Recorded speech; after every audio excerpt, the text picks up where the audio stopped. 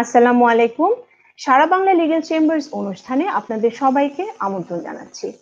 COVID-19 এই বৈশ্বিক মহামারীতে আমরা অনেকেই হারিয়েছি আমাদের প্রিয়জনদের, অনেকেই অসুস্থ। সবার প্রতি দোয়া, শ্রদ্ধা আর বিশেষ করে ফ্রন্টলাইনারদের জন্য অনেক শুভকামনা আর কৃতজ্ঞতা জানিয়ে শুরু করছি। এই দুঃসময়ে বিজ্ঞ আইনজীবীদের চেম্বারে গিয়ে আইন সেবা নেওয়াটাও অনেকের জন্য এখনো সহজ নয়। আর সে কথা চিন্তা করেই আমাদের এই আয়োজন। আমরা আছি আপনাদের পাশে, আমরা আছি আইনি পরামর্শ দেওয়ার জন্য। আজ আমরা কথা বলবো সাইবার অপরাধ এর শাস্তি, এই বিষয়ে আমাদের দেশে যে আইনগুলো রয়েছে সেই আইনের প্রয়োগ এবং সীমাবদ্ধতা নিয়ে। দর্শক, চলুন এই বিষয়ে জেনে নিই কয়েকজন ভুক্তভোগীর কথা। ভুক্তভোগী 1, সদ্য 20 পেরোনো তরুণী। প্রেমিক তার মোবাইল ফোনের এবং ফেসবুক আইডির আনলক কোড জানতেন। সম্পর্ক খারাপ হতে শুরু করলে একদিন তার ফেসবুক থেকে সব ছবির অ্যালবাম ডিলিট করে দেন। এই অবস্থায় তরুণী কি করতে পারেন? ভুক্তভোগী 2, তরুণ, বয়স 25। তার ফেসবুক থেকে ছবি ডাউনলোড করেছে কেউ একজন, তারপর সেই ছবি ব্যবহার করে তার নাম দিয়ে ভুয়া একটি অ্যাকাউন্ট তৈরি করেছে। সেখান থেকে তার বন্ধুদের ফ্রেন্ড রিকোয়েস্ট পাঠিয়েছে।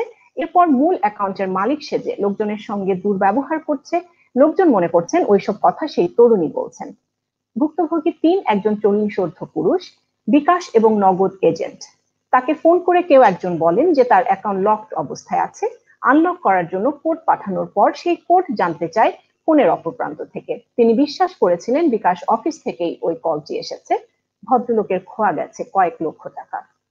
ভুক্তভোগী 4, একজন নারী, ফোন করেছেন ঢাকা মেট্রোপলিটন পুলিশের সাইবার ক্রাইম ইউনিটে। তিনি বলছেন তার এখন আত্মহত্যা করা ছাড়া কোনো উপায় নেই।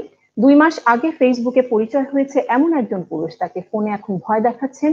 হুমকিদাতা থাকেন সৌদি আরবে। সেক্সটর্শন নামক অপরাধের শিকার হয়েছেন তিনি। ভুক্তভোগী 5, 20 পেরোনো একজন তরুণ, বিক্রয়.com এর মাধ্যমে মোবাইল ফোন বিক্রি করেছেন, কিন্তু বিক্রি করার সময় ফেসবুক ইমেল থেকে লগ আউট করেননি। ফোনের নতুন মালিক ফোনের সঙ্গে সঙ্গে তার ফেসবুক আর মেইলের নাগাল পেয়ে গিয়েছেন এবং পরিচিত লোকদের কাছ থেকে আগের মালিক সেজে অর্থ ধার করে বেড়াচ্ছেন। প্রতিদিন এমন প্রায় 20 থেকে 25টি অভিযোগ মেট্রোপলিটন পুলিশের সাইবার ক্রাইম ইউনিটে আসে। এর সঙ্গে আছে মোবাইল ভিত্তিক লেনদেনে প্রতারণার অভিযোগ। ব্যক্তিগত পর্যায়ে সংঘটিত অপরাধের পাশাপাশি রয়েছে সাইবার জগতে জঙ্গি তৎপরতা, রয়েছে প্রশ্নপত্র ফাঁসের অভিযোগ এবং বলাই বাহুল্য যে নারীরাই বেশিরভাগ ক্ষেত্রে সাইবার অপরাধের শিকার হচ্ছেন। এই বিষয়ে আজ কথা বলতে আমাদের স্টুডিওতে উপস্থিত আছেন অ্যাডভোকেট প্রশান্ত ভূষণ বড়ুয়া, একাডেমিক প্র্যাকটিশনার মিডিয়া ল এবং অ্যাডভোকেট বাংলাদেশ সুপ্রিম কোর্ট। আমাদের সাথে সম্মানিত আলোচক হিসেবে আছেন মোহাম্মদ রেজাউল করিম স্যার, এমডিসি, মহাপরিচালক, ডিজিটাল নিরাপত্তা এজেন্সি, এবং আরো আছেন সম্মানিত আলোচক হিসেবে সৈয়দ আলমাস কবির, সভাপতি বেসিস এবং পরিচালক FPCCI। আপনাদের সবাইকে স্বাগত জানাচ্ছি আমাদের সাথে যুক্ত হবার জন্য।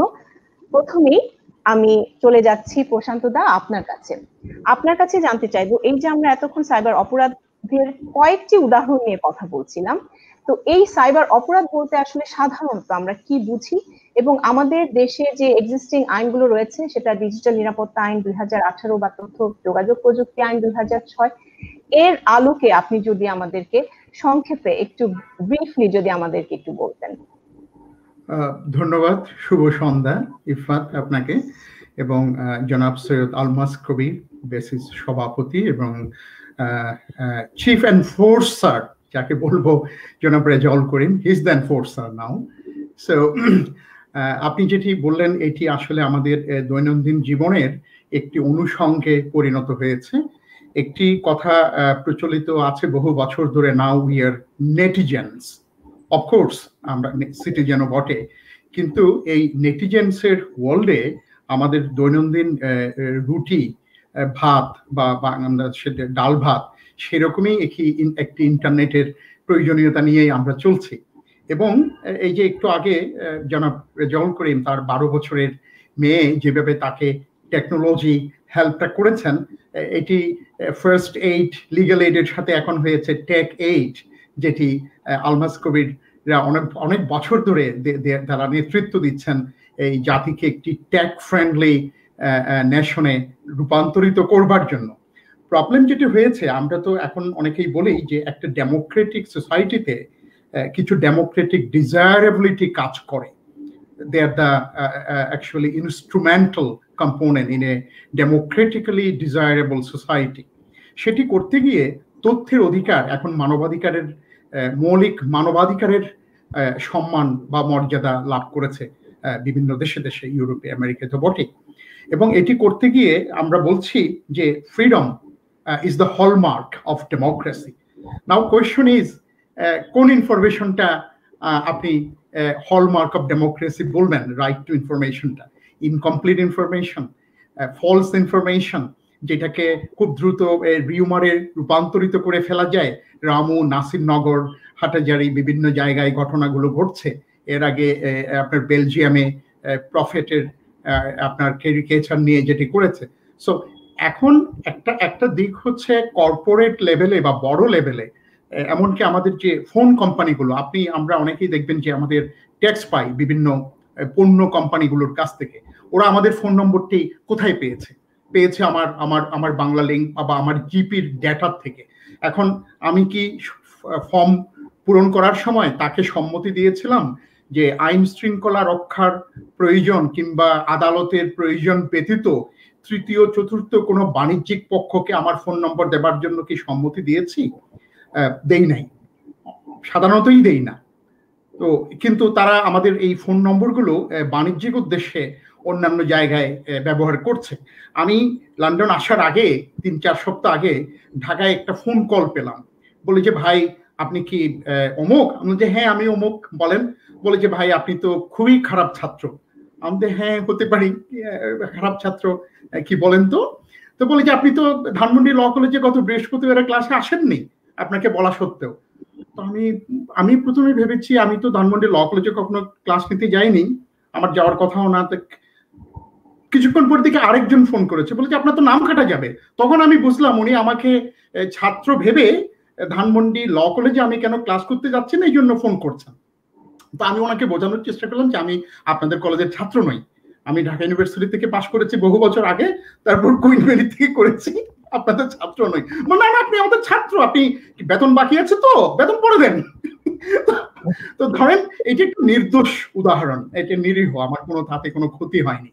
কিন্তু অন্যান্য পণ্যের কেমব্রিজ অ্যানালিটিকা, আজকে আপনি দেখেছেন কেমব্রিজ অ্যানালিটিকা কি কাজ করেছে। তারা বলেছে truth doesn't need to be true, it need to be likely to be true in election. শ্রীলঙ্কার ইলেকশনে 16 সালে যেটি হয়েছে করেছে। তো এইদিকে তো একটা উৎপাত আছে। সো এই কারণে অনেকে বলছে যে অনেক সময় we are unaware captive to algorithm spying যেটি হচ্ছে। এটি তো গেল ওই দিক থেকে। কিন্তু আপনি যেটা শুরুতে শুরু করেছেন, যে উদাহরণগুলো দিয়েছেন, আমি একটু ওখানে প্রিসাইসলি আসতে চাই।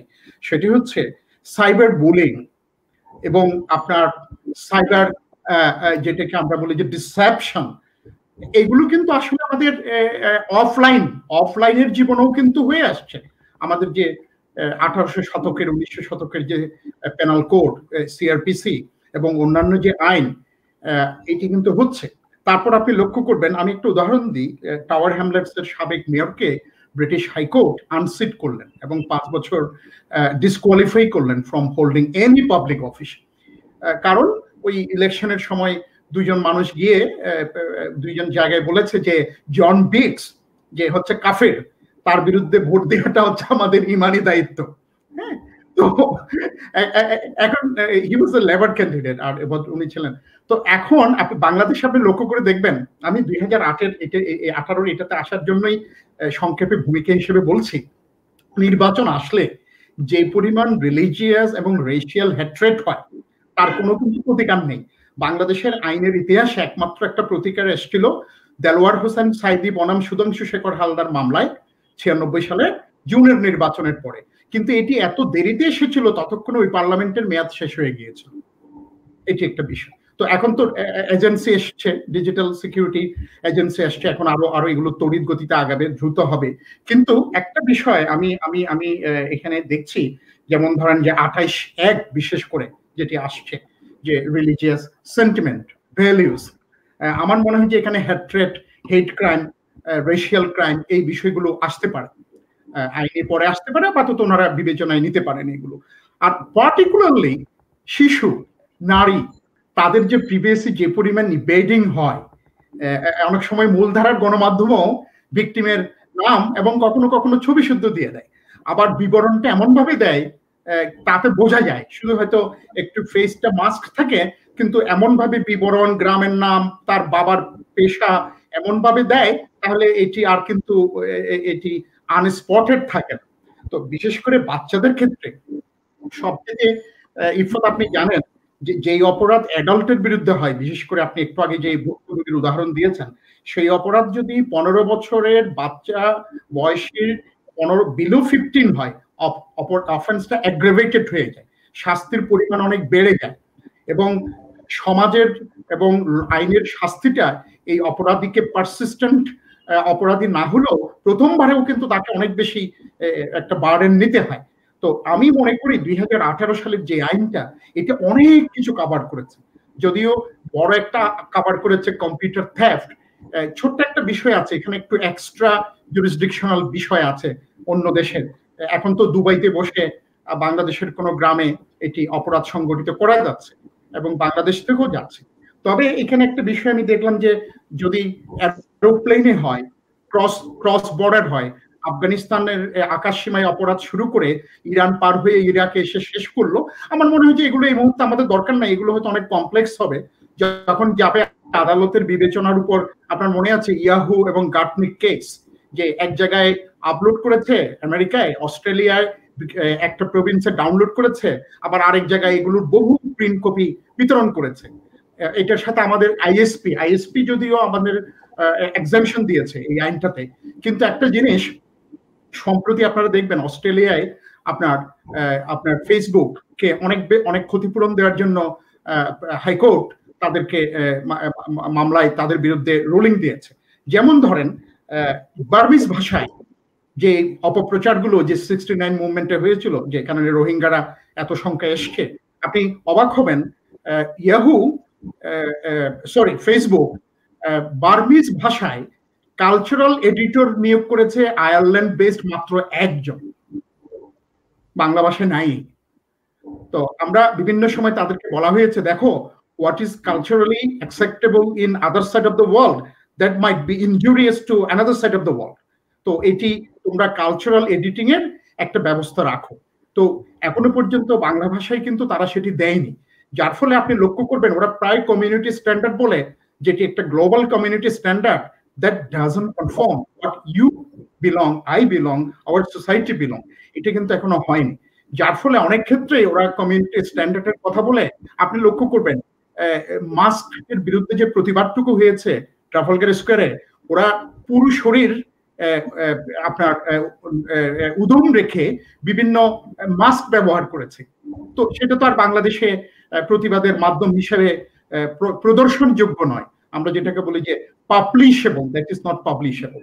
তো এই ব্যাপারগুলো আছে, কিন্তু ওরা কিন্তু এগুলো সরায়নি, বলে যে that is acceptable in a democratic society. তো আমাদের ডেমোক্রেটিক ডিজায়ারেবিলিটি এবং আমাদের যে আপনার এই ডিএস অ্যাক্টে যেটা আছে, আমাদের ধর্মীয় এবং সামাজিক মূল্যবোধ, এই কালচারাল বিষয়গুলো কিন্তু এডিশনেরও ব্যবস্থা নেই।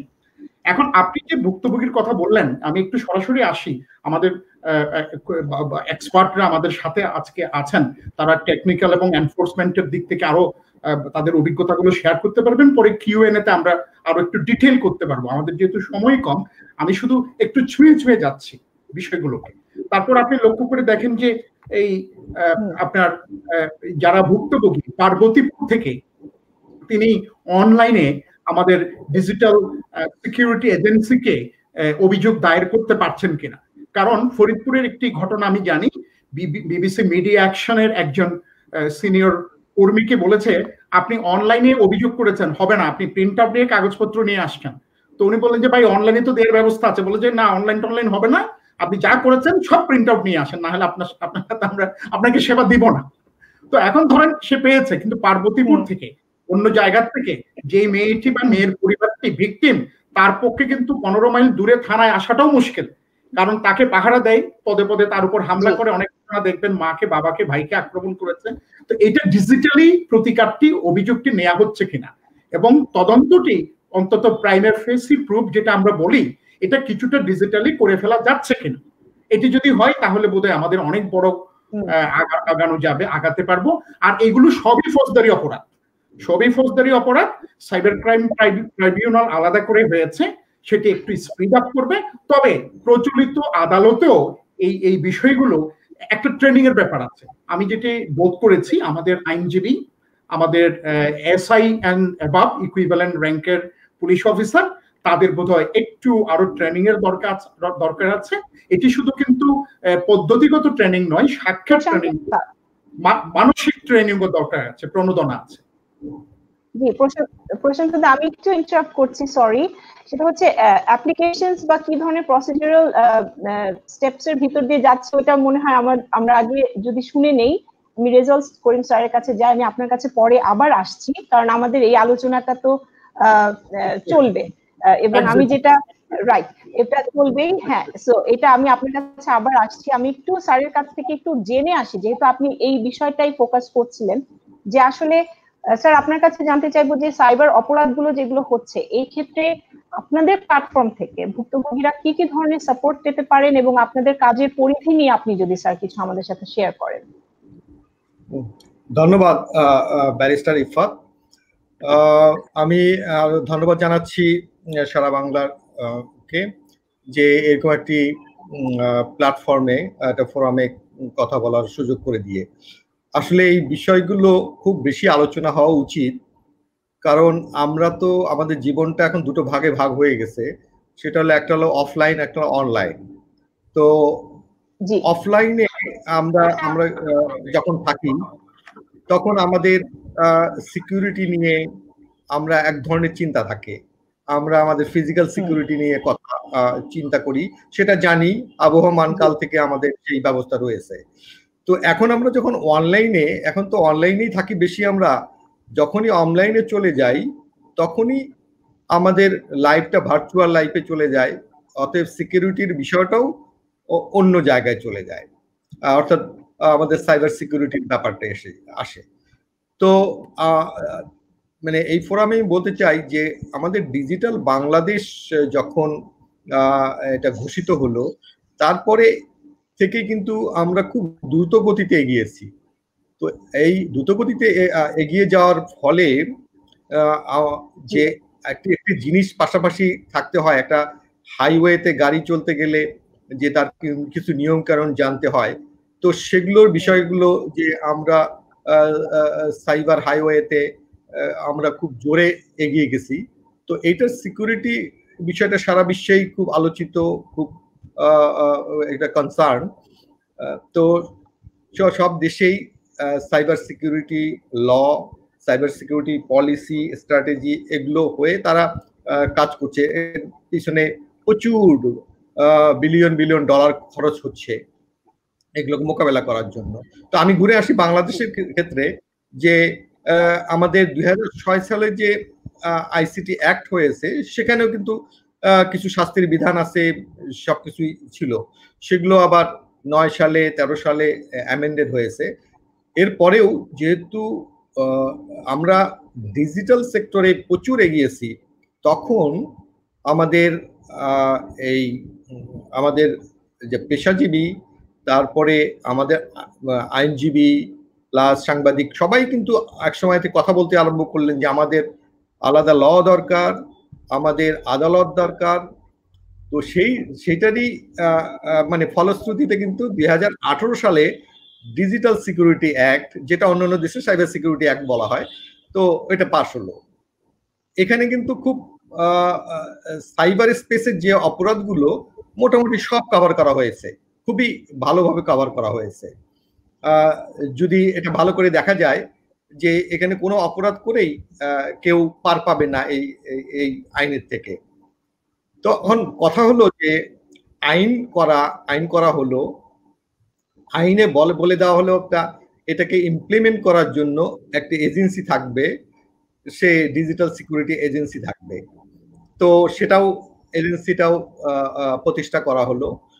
তো এইটা এখন একটা জিনিস বুঝতে হবে যে এই স্পেশালাইজড একটা টেকনোলজি নিয়ে কাজ করবে, সেই এজেন্সিটির কি কি জিনিস দরকার। সেখানে দরকার যে আইন আছে, তার রুলস গুলো লাগবে, তার গাইডলাইন লাগবে, এটা যেমন, প্লাস তার বিরাট একটা ইনফ্রাস্ট্রাকচার লাগবে যেখানে টেকনোলজি আইসিটি সাইবার ক্রাইমকে এটাকে মোকাবেলা করতে হলে টেকনোলজিক্যাল সেই সুবিধাগুলো লাগবে, সেই ইনফ্রাস্ট্রাকচার। এরপরে সবচেয়ে ইম্পর্টেন্ট হলো যে human resource, skilled human resource. এই হিউম্যান রিসোর্স তাহলেই এই প্রতিষ্ঠানটি যে উদ্দেশ্যে করা, যে আমাদের সাইবার স্পেসকে নিরাপদ করা, এবং এই ইন্ডিভিজুয়াল লেভেল থেকে আরম্ভ করে এটা কর্পোরেট লেভেল কোম্পানি সবারই যে সাইবার থ্রেট গুলো, এগুলোকে মোকাবেলা করা যাবে। হ্যাঁ, সেটাই করা হচ্ছে। আমাদের দেশের জন্য একটি অত্যন্ত স্ট্রং রেজিলিয়েন্ট একটা এজেন্সি করার জন্য যে যে জিনিসগুলো করা দরকার সবগুলি আগাচ্ছে, একটু সময়ের ব্যাপার, এগুলো আগাচ্ছে। তবে পাশাপাশি এই কিন্তু আমাদের যেমন অন্যান্য ল এনফোর্সিং এজেন্সি, তারাও কিন্তু এখানে কাজ করছে, তারাও সাইবার সিকিউরিটি নিয়ে কাজ করছে। তো আমি মনে করি যে আগামী অল্প দিনের মধ্যে আমরা একটা এই সক্ষমতায় পৌঁছে যাব যে সাইবার সিকিউরিটির যে বিষয়গুলো, এগুলো মোকাবেলা করতে পারবো। আর আমাদের বাংলাদেশ কম্পিউটার কাউন্সিলে একটা সার্ট বলে, কম্পিউটার ইনসিডেন্ট রেসপন্স টিম, যেটা মানে আছে, তারা সবসময় মনিটর করছে। তবে সেটা গভর্নমেন্টের যে সমস্ত ক্রিটিক্যাল এজেন্সি, সেই ক্রিটিক্যাল এজেন্সিগুলোর উপরে মনিটর করে দিচ্ছে। আর আমরা যখন শুরুতেই শুনলাম বেশ ইন্ডিভিজুয়াল কয়েকটি সমস্যা, সেগুলোকে নিয়ে যদি বলি আমি, যে আইনে 2018 সালের আইনে যে কথাটি বলা আছে যে অপরাধ সংগঠিত হয়ে গেলে ওটা কিন্তু পুলিশ স্টেশনেই তাকে মামলাটা করতে হবে, এই আইনে স্পষ্টভাবে বলে দেওয়া আছে, এবং তদন্ত পুলিশ করবে, করে তারপরে এটা সাইবার ট্রাইব্যুনালে মানে বিচার হবে। এখানে বলি এই আইন এবং এই এজেন্সির অন্যতম একটি কাজ যে প্রিভেন্টিভ মেজার, অর্থাৎ আমার এই অপরাধটি সংগঠিত হওয়ার আগেই সবাইকে সতর্ক হতে হবে। আমি আগেই বলেছি যেটা, যে আমি একটি গাড়ি চালাবো স্পিডে, আমি নিয়ম কানুন জানবো না, তাহলে আমি অ্যাক্সিডেন্ট করব। এখন আমার হাতে তো স্মার্টফোন, আমার হাতে ল্যাপটপ, ডেস্কটপ, সব কিন্তু আমি অনলাইনে চলে যাচ্ছি, অথচ আমি জানি না কিভাবে চালাতে হবে, আমার পাসওয়ার্ডটা কিরকম হবে, কিভাবে সতর্কতা অবলম্বন করব, আমার জিনিসগুলো, আমার ডেটাগুলো অন্যজন যাতে না পায় সেদিকে সাবধানতা, এই কিছুই আমি জানি না। না জেনে যদি আমি ব্যবহার করি তাহলে আমার তো অ্যাক্সিডেন্ট হবেই। তো এই ক্ষেত্রে আমরা সচেতনতা বৃদ্ধির জন্য আমরা বিশাল কর্মকাণ্ড শুরু করেছি। যে এই যে বেসিসের আলমাজ ভাই আছেন, ওনাদের সহ আজকেই একটা প্রোগ্রামের ক্যাম্পেইনে আমাদের একটা পর্বের ক্লোজিং করলাম, যেখানে আমরা 50 লাখ লোকের কাছে পৌঁছে গেছি শুধুমাত্র এই যে মিস ইনফরমেশন, ডিসইনফরমেশন, গুজব, এগুলোকে নিয়ে। তো এই ধরনের কর্মকাণ্ডগুলো চলছে। তো আমি এই পর্যায়ে থাকি, তবে প্রশ্ন উত্তরে যে আর কথা বলা যাবে। জি, অবশ্যই। অসংখ্য ধন্যবাদ স্যার আপনাকে। এবং অ্যাওয়ারনেসের ইস্যুটা থেকে বলছি যে আমাদের এই প্ল্যাটফর্মেরও কিন্তু এটাই একটা অন্যতম উদ্দেশ্য, টু রেইজ অ্যাওয়ারনেস, বিকজ অনেক সমস্যা থেকে আমরা মুক্তি পেতে পারি যদি আমরা শুধু একটু সচেতন হই, তাহলে পরে আমাদের কিন্তু মানে সর্বনাশ ঘটার অনেক আগেই আমরা কিন্তু বের হয়ে আসতে পারি। তো আমরা একটি কমেন্ট যদি একটু দেখে নেই, এখানে একটি কমেন্ট এসেছে, মোহাম্মদ আজহার উদ্দিন ভুঁইয়া, উনি লিখেছেন, excellent discussion from this able panel. Would like to know about the liability of the intermediaries like Facebook, Twitter, etc. in spreading hate speech and whether our law is efficient to address them. আচ্ছা, তো এই প্রসঙ্গে আমরা already প্রশান্ত দার কাছ থেকেও শুনছিলাম শুরুতেই বক্তব্যের, এবং আমার যেটা মনে হয় আমাদের যে ডিজিটাল সিকিউরিটি অ্যাক্ট 2018 এর সেকশন 31 এই বিষয়টা নিয়ে ডিল করেছে। আমি যদি একটু পড়ে শোনাই, 31 এক এটা বলছে যে আইন শৃঙ্খলার অবনতি ঘটানো ইত্যাদির অপরাধ ও দণ্ড, এই বিষয়টা নিয়ে ডিল করেছে সেকশন 31 সাবসেকশন 1। সেখানে বলা হচ্ছে যে যদি কোনো ব্যক্তি ইচ্ছাকৃতভাবে ওয়েবসাইট বা ডিজিটাল বিন্যাসে এমন কিছু প্রকাশ বা সম্প্রচার করেন বা করান যাহা সংশ্লিষ্ট বিভিন্ন শ্রেণী বা সম্প্রদায়ের মধ্যে শত্রুতা, ঘৃণা বা বিদ্বেষ সৃষ্টি করে বা সাম্প্রদায়িক সম্প্রীতি বিনষ্ট করে, বা অস্থিরতা বা বিশৃঙ্খলা সৃষ্টি করে অথবা আইন শৃঙ্খলার অবনতি ঘটায় বা ঘটবার উপক্রম হয়, তাহলে উক্ত ব্যক্তির অনুরূপ কাজ হবে একটি অপরাধ, এবং যেহেতু এই আইনের আন্ডারে এটি অপরাধ হিসেবে গণ্য করা হবে, তার জন্য শাস্তির বিধানও রয়েছে। সো ডেফিনেটলি আমাদের আইন এই বিষয়টাকে কভার করেছে। আমি একটু আলমাজ ভাইয়ের কাছে, যদি প্রশান্ত দা কি কিছু বলবেন এই বিষয়ে? জি প্লিজ। কিন্তু ওই যে প্রশ্ন যেটি করেছেন উনি কিন্তু ফেসবুক এবং গুগল অথবা অন্য যে প্ল্যাটফর্ম তাদেরকে আমরা দায়বদ্ধ করতে পারছি কিনা, আমার মনে হয় উনি ওটাতে একটু এমফাসাইজ করেছেন। জি, যে প্রশ্নটা আমি দেখলাম জি, যেটি অস্ট্রেলিয়ায় শুরু হয়েছে। আপনি লক্ষ্য করে দেখবেন প্রায় সময় ফেসবুককে যখন কোনো খুবই ইনজুরিয়াস কন্টেন্ট রিমুভ করার অনুরোধ করা হয় এবং ইউটিউবকে করা হয়, তারা এত বেশি সময় নেয়, যেটা প্রায় সময় আমরা বলি the action has been taken at the 59th minute of 11th hour. It's too late, too little, সবকিছু হয়। এবং ফেসবুক প্রায় সময় কিন্তু দায় নিতে অস্বীকার করতো, কিন্তু অস্ট্রেলিয়ার হাইকোর্টের রুলিং এর পরে আমি মনে করি আমাদের সামনেও একটা ইনোভেটিভ লয়ারিং এর জন্য দরজা খুলেছে। সম্প্রতি গত সপ্তাহে পল্লবরা যেটি করলেন, যে ফেসবুকের বাংলাদেশি এজেন্টরা যেই পরিমাণ আপনার তারা রেভিনিউ কালেক্ট করেছেন, তার বিপরীতে যে আমাদেরকে রাজস্ব দেয়নি, সেটি একটি দরজা খুলেছে, যেটি অস্ট্রেলিয়া আজ থেকে 10-12 বছর আগেই করেছে। কিন্তু আপনি লক্ষ্য করবেন এই প্রশ্নে যিনি করেছেন সেটি হলো ফেসবুক দায় দায়িত্ব অস্বীকার করবে কেন?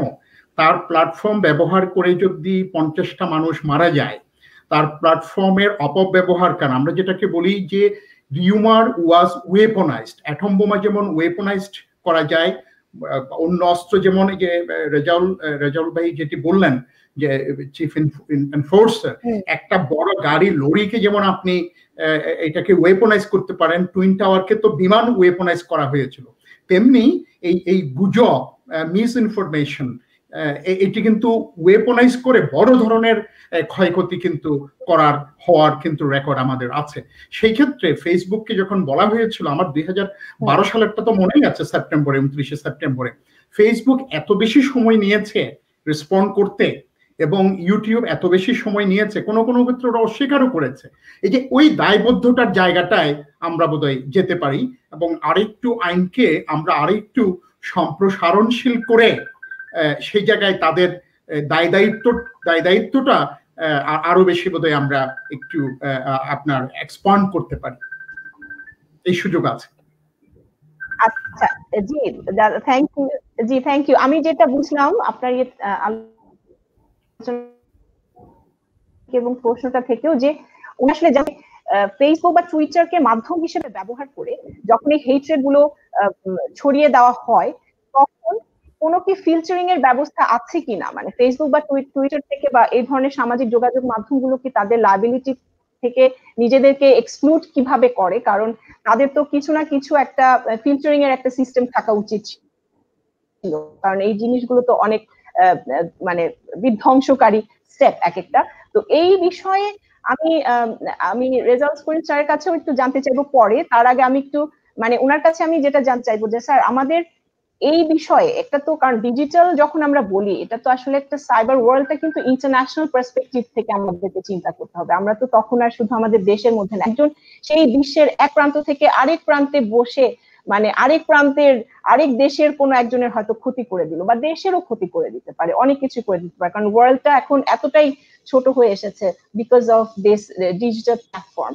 সো সেই ক্ষেত্রে আমরা কি ইন্টারন্যাশনালিও চিন্তা করতে পারি কিনা, যে শুধুমাত্র দেশের ভেতরে যারা অপরাধ করছে সেটা না করে ইন্টারন্যাশনালি যখন এই অপরাধগুলো সংঘটিত হয়, তখন আমরা কোন প্ল্যাটফর্মে যে আমাদের এই সংক্ষুব্ধর কথা বা আমাদের বিচার আমরা চাইবো, সেই ইস্যুগুলা তো আমি আপনার কাছে আসবো।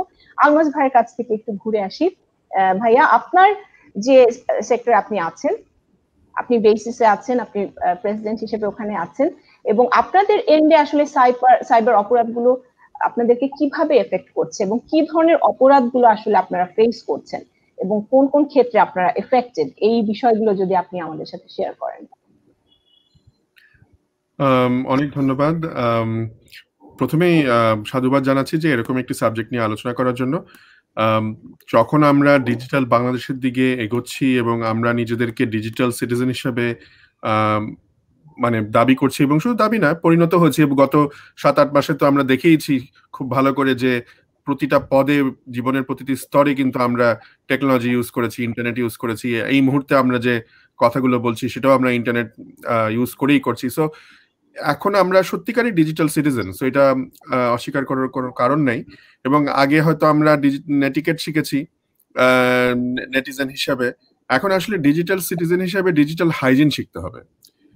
মানে আমরা এই 7 মাসে 8 মাসে কিন্তু করোনা ভাইরাসের কারণে মানে অন্য ধরনের হাইজিন শিখেছি, যেখানে আমরা হাত ধুয়েছি বারবার করে সাবান দিয়ে। এখানে কিন্তু ডিজিটাল হাইজিনটা আমাদেরকে শেখাতে হবে। So that is very very important, এবং আজকের এই প্রোগ্রাম কিন্তু এই হাইজিনটা শেখানো, ডিজিটাল হাইজিন শেখানোর জন্য অনেক হেল্প করবে। হ্যাভিং সেড দ্যাট, আপনার প্রশ্নের উত্তরটা হচ্ছে যে আমাদের ইন্ডাস্ট্রি তো আসলে, আমরা তো ধরেন এনাবলার্স, আমরা তো ধরেন আইসিটি, আমরা হয়তো টুলস বানাচ্ছি, সফটওয়্যার বানাচ্ছি, আইটি এনেবল সার্ভিসেস বানাচ্ছি, কিন্তু সেখানে অবশ্যই থ্রেটস সব জায়গায় আছে। ইনফ্যাক্ট আমি কিছুক্ষণ আগে দেখছিলাম FireEye বলে যে ফায়ারওয়াল কোম্পানি আছে, ওদের একটা লাইভ ম্যাপ আছে। ওরা বলতে চাচ্ছে যে আজকে দিনে অলরেডি কিন্তু 6.5 লাখ সাইবার অ্যাটাক অলরেডি হয়ে গেছে একদিনে, আজকের দিনে শুধুমাত্র। সো এই ধরনের থ্রেটস সবাই পাচ্ছে, আমাদের কোম্পানিগুলিও এটার ব্যতিক্রম না। কিন্তু সবচেয়ে বড় যেটা ম্যাটার অফ কনসার্ন, সেটা হচ্ছে যারা ইউজার। দেখেন, আমরা যারা ইন্ডাস্ট্রিতে আছি, আমাদের মধ্যে কিন্তু কিছুটা হলেও টেকনিক্যাল জ্ঞান আছে, আমরা কিছুটা হলেও কিন্তু সতর্ক হয়তো থাকতে পারি না, অবশ্যই থাকতে পারি না, কিন্তু অ্যাটলিস্ট আমাদের মধ্যে এই ধরনের একটা অ্যাওয়ারনেস কিছুটা কাজ করে। কিন্তু যারা ইউজার, এই যে আপনি প্রথমে যখন যেই ভুক্তভোগীদের কথাগুলো বলছিলেন, তারা কিন্তু রেগুলার ইউজার। আপনি যদি একেবারে ছোট ছেলে মেয়েদের কথা চিন্তা করেন, চিলড্রেন, তারা কিন্তু সবচেয়ে বেশি ভালনারেবল। সো আসলে আমাদেরকে একটু ওইভাবে চিন্তা করতে হবে যে পুরা মানে আমাদের বাংলাদেশে যে এখন 10.5 কোটি ইন্টারনেট ইউজার রয়েছে, যেটা আমরা খুব বড়াই করে বলি আর কি, which is one of the, মানে আপনি যদি পপুলেশন ওয়াইজ চিন্তা করেন, রেশিওর সাথে চিন্তা করেন, সেটা কিন্তু একটা খুব ভালো একটা নাম্বার, ভালো একটা রেশিও। কিন্তু একই সাথে এই যে গত 10-11 বছরে মাননীয় প্রধানমন্ত্রীর যে ম্যান্ডেট ডিজিটাল বাংলাদেশের, এর ফলে যে একটা এক্সপ্লোশন হয়েছে, এই যে একটা মানে একটা কোয়ান্টাম লিপ হয়েছে এই ইন্টারনেট ব্যবহারে, ডিজিটাল টেকনোলজি ব্যবহারে, সেটার সাথে সাথে কিন্তু আমরা কি ওই পরিমাণে রেডি হতে পেরেছি? আমার মনে হয় না। সো আমরা যেটা সবার প্রথমে প্রয়োজন, সেটা হচ্ছে অ্যাওয়ারনেস। আমি এটা বারবার করে বলি, অ্যাওয়ারনেসের কোনো বিকল্প নাই, এবং এই অ্যাওয়ারনেস শুরু করতে হবে একেবারে প্রাইমারি লেভেলের স্কুল থেকে। রেজা ভাই বলছিলেন, প্রশান্ত দাও বলছিলেন এর আগে, যে আমরা কিন্তু এর আগে ছোটবেলায় নানা রকমের, আমরা কিন্তু একটা সাবজেক্ট ছিল পৌরনীতি, সিভিক্স, সেখানে আমাদের কিন্তু অনেক ধরনের কি করা উচিত, কি করা উচিত না অ্যাজ আ সিটিজেন, সেভাবে আমাদের শেখানো হতো। রাস্তা কিভাবে পার হতে হয়, ডান দিকে একবার তাকিয়ে, বাদিক তাকিয়ে, আরেকবার ডান দিক থেকে, তারপরে ক্রস করতে হয়, এগুলো শেখানো হতো। একই রকম ভাবে আমি যখন একটা ইনফরমেশন সুপার হাইওয়ে দিয়ে চলছি, তখন আমাকে এই রাস্তায় কিভাবে চলতে হবে সেটা আমাদেরকে শেখাতে হবে, এবং সেটা ছোটবেলা থেকেই শেখাতে হবে। কি করে নিজেকে প্রোটেক্ট করতে হবে সেটা আমাদেরকে শেখাতে হবে। কি করে আমি মানে এখানে কিন্তু খুব ইন্টারেস্টিং, যদিও আমি প্রথম দিকে বলছিলাম যে আমাদের যে ইন্ডাস্ট্রিতে, আমাদের যে যারা আমরা টেকনিক্যাল কাজ করি, সফটওয়্যার তৈরি করি, আমাদের মধ্যে কিছুটা অ্যাওয়ারনেস আছে, কিন্তু তার মধ্যেও কিন্তু অনেক ক্যালাসনেস আছে, এবং আমরা কিন্তু অনেক সময় রিয়েলাইজই করি না, আমরা কিন্তু অনেক সময় বুঝিই না, মানে মাথায় আসে না যে আমি যদি একটা ফ্ল্যাশ ড্রাইভ আমি অচেনা একটা জায়গা থেকে, সোর্স থেকে নিয়ে আমার কম্পিউটারে ঢুকাই, আমার কম্পিউটারে তো ম্যালওয়্যার ঢুকতেই পারে, আমার নেটওয়ার্কেও কিন্তু ঢুকে যেতে পারে। সো এইটা হয়তো আমি মাথায় চিন্তাই করলাম না। অথবা আমি যখন একটা গান ডাউনলোড করলাম বা একটা অ্যাপ ডাউনলোড করলাম আমার মোবাইল ফোনে, আমি হয়তো চিন্তাই করলাম না যে সেখানে একটা ম্যালওয়্যার ঢুকে গেল। সো এই যে অ্যাওয়ারনেস, এইটা কিন্তু আসলে খুব বেশি করে আমাদেরকে মানে অ্যাড্রেস করতে হবে, আমাদেরকে তৈরি করতে হবে। আরেকটা, আমি জানি না মানে এরপরে কতটা সুযোগ পাবো, একটু সেই সুযোগে যখন পেয়েছি, আমি প্রশান্তদার কথা শুনছিলাম, অ্যাপ্রিশিয়েটেড ভেরি মাচ। বাট আমার মনে হয় আমাদের যে এক্সিস্টিং যে লস গুলো আছে, যে স্পেশালি যে ডিজিটাল সিকিউরিটি অ্যাক্ট, কিছু শর্টকামিংস আছে বলে আমার মনে হয়। এটা আপনারা ল নিয়ে কাজ করেন, আপনারা আমার থেকে আরো ভালো বুঝবেন। আমি যেমন দেখেছি যে এখানে কিন্তু ডেটা প্রাইভেসি বা ডেটা প্রোটেকশনের এটা কভার করে না, এবং এটা কিন্তু একটা খুবই ক্রিটিক্যাল একটা ইস্যু এই মুহূর্তে এখন, বিশেষ করে আমরা যখন প্রতি সেকেন্ডে millions and millions of data generate করছি। বাংলাদেশে বসে আমি যখন একটা ফোন করছি আপনাকে, তখন আমি কত রকমের ডেটা জেনারেট করলাম, একটা SMS করার সাথে সাথে কত হাজার হাজার ডেটা আমি জেনারেট করে ফেললাম, এবং সেই ডেটাগুলো স্টোর করা হচ্ছে টেলিকম কোম্পানির কাছে, এবং সেই ডেটা কি হচ্ছে, সেই ডেটার আমার প্রাইভেসিটা কি, আমার রাইট কি, সেই ডেটা সে কতদিন পর্যন্ত স্টোর করতে পারে, ইত্যাদি বহু জিনিস এইগুলো। এবং এখন যখন আমরা ডিজিটাল কমার্সের একটা এক্সপ্লোশন দেখছি, ই কমার্সের একটা পপুলারিটি দেখছি, সেই ই কমার্স কোম্পানিগুলো আমার ডেটা নিয়ে কি করছে, আমার ফোন নাম্বার, আমার ঠিকানা, আমার বয়স, আমার জেন্ডার, এগুলো নিয়ে কি করছে। সো এইগুলো নিয়ে আমাদের এই ডিজিটাল সিকিউরিটি অ্যাক্ট এখনো কভার করে না, এবং এটার জন্য আলাদা কাজ করতে হবে। আমরা বেসিস থেকে এটা শুরু করেছি, আমি জানি সরকার থেকেও ইনিশিয়েটিভ নেওয়া হয়েছে, আশা করছি এটার জন্য একটা পূর্ণ গাইডলাইন আমরা সামনে পাবো। এছাড়া আরেকটা জিনিস আমি যেটা আমার মনে হয় আমাদের এক্সিস্টিং লতে, যে এখানে মানে পার্সোনাল ডেটা আইডেন্টিটি ইনফরমেশন নিয়ে ইয়ে করা হয়েছে ঠিকই, কিন্তু যেটা বলছিলাম যে প্রোটেকশন বা প্রাইভেসি নিয়ে করা হয়নি। আরেকটা যেটা বলতে যাচ্ছিলাম যে ফাইন্যান্সিয়াল ফ্রড আমার মনে হয় না খুব ভালো করে ডিরেক্টলি অ্যাড্রেস করা হয়েছে। যেমন ক্রেডিট কার্ড ফ্রড বা ডেবিট কার্ড ফ্রড বা অন্যান্য ফাইন্যান্সিয়াল ফ্রড ডাইরেক্টলি, মানে এই ল দিয়ে ডাইরেক্টলি অ্যাড্রেস করতে হবে, আমার আরেকটা ল যাতে এখানে নিয়ে না আসতে হয়। তারপরে আরেকটা, যেমন আমি যেটা মনে করি যে আমরা জানি যে এই ডিজিটাল সিকিউরিটি লতে কিন্তু ইলেকট্রনিক রেকর্ডস আপনি কোর্টে অ্যাডমিসিবল করতে পারেন, কিন্তু আবার এই যে মানে ডিজিটাল রেকর্ডস কোর্টে অ্যাডমিসিবল করবেন, এটা আবার অন্যান্য কয়েকটা আমাদের এক্সিস্টিং লয়ের সাথে কিন্তু কন্ট্রাডিক্ট করে। সো এইগুলো আমার মনে হয় একটু ইয়ে করা দরকার, এবং এটা আমি জানি যে ইন্ডিয়া এটা ঠিক করেছে কিছুদিন আগে। তারা আমাদেরকেও বোধহয় এই ডিজিটাল সিকিউরিটি অ্যাক্টের সাথে আমাদের পুরনো যে মানে ল গুলো আছে সেগুলোকে, যেমন পিনাল কোড আছে বা অন্যান্য যেগুলো এভিডেন্স অ্যাক্ট আছে, সেগুলোকে আমার মনে হয় একটা সমন্বয় করা দরকার। আরেকটা কথা যেটা আমি মনে করছিলাম, জি না আরেকটা শর্টকামিংসের কথা বলে রাখি, সেটা হচ্ছে যে ডিজিটাল সিগনেচারের কথা, which is very very important। Digital সিগনেচারের কথা বলা আছে প্রভিশন, কিন্তু এখানে কোনো কম্প্রিহেনসিভ গাইডলাইন নাই যে কিভাবে ইউজ করবেন, মানে এটা সম্বন্ধে আরেকটু এলাবোরেশন লাগবে আর কি। সো মোটামুটি এই শর্টকামিং আমি আপাতত চিন্তা করলাম, পরে হয়তো আরো কথা বলবো আর কি। জি না, আপনার জন্য একটা প্রশ্ন ছিল। আচ্ছা আমার কি একটু হচ্ছে না, ইটস ওকে। প্রশ্নটা ছিল, আমি একটু যদি পড়ি। সম্মানিত আলোচকদের কাছে প্রশ্ন রইল, বেসিস কি ফেসবুক, টুইটার বা অন্য মত প্রকাশী প্ল্যাটফর্মের সাথে আমাদের কোনো সিঙ্গেল পয়েন্ট অফ কন্ট্যাক্ট তৈরির প্রক্রিয়ায় আছে কিনা, যারা আমাদের দেশি এবং সহজে সাধারণ মানুষের কাছে রিচেবল? দেখুন, ফেসবুক, টুইটার এরা তো এক একটা প্রাইভেট কোম্পানি।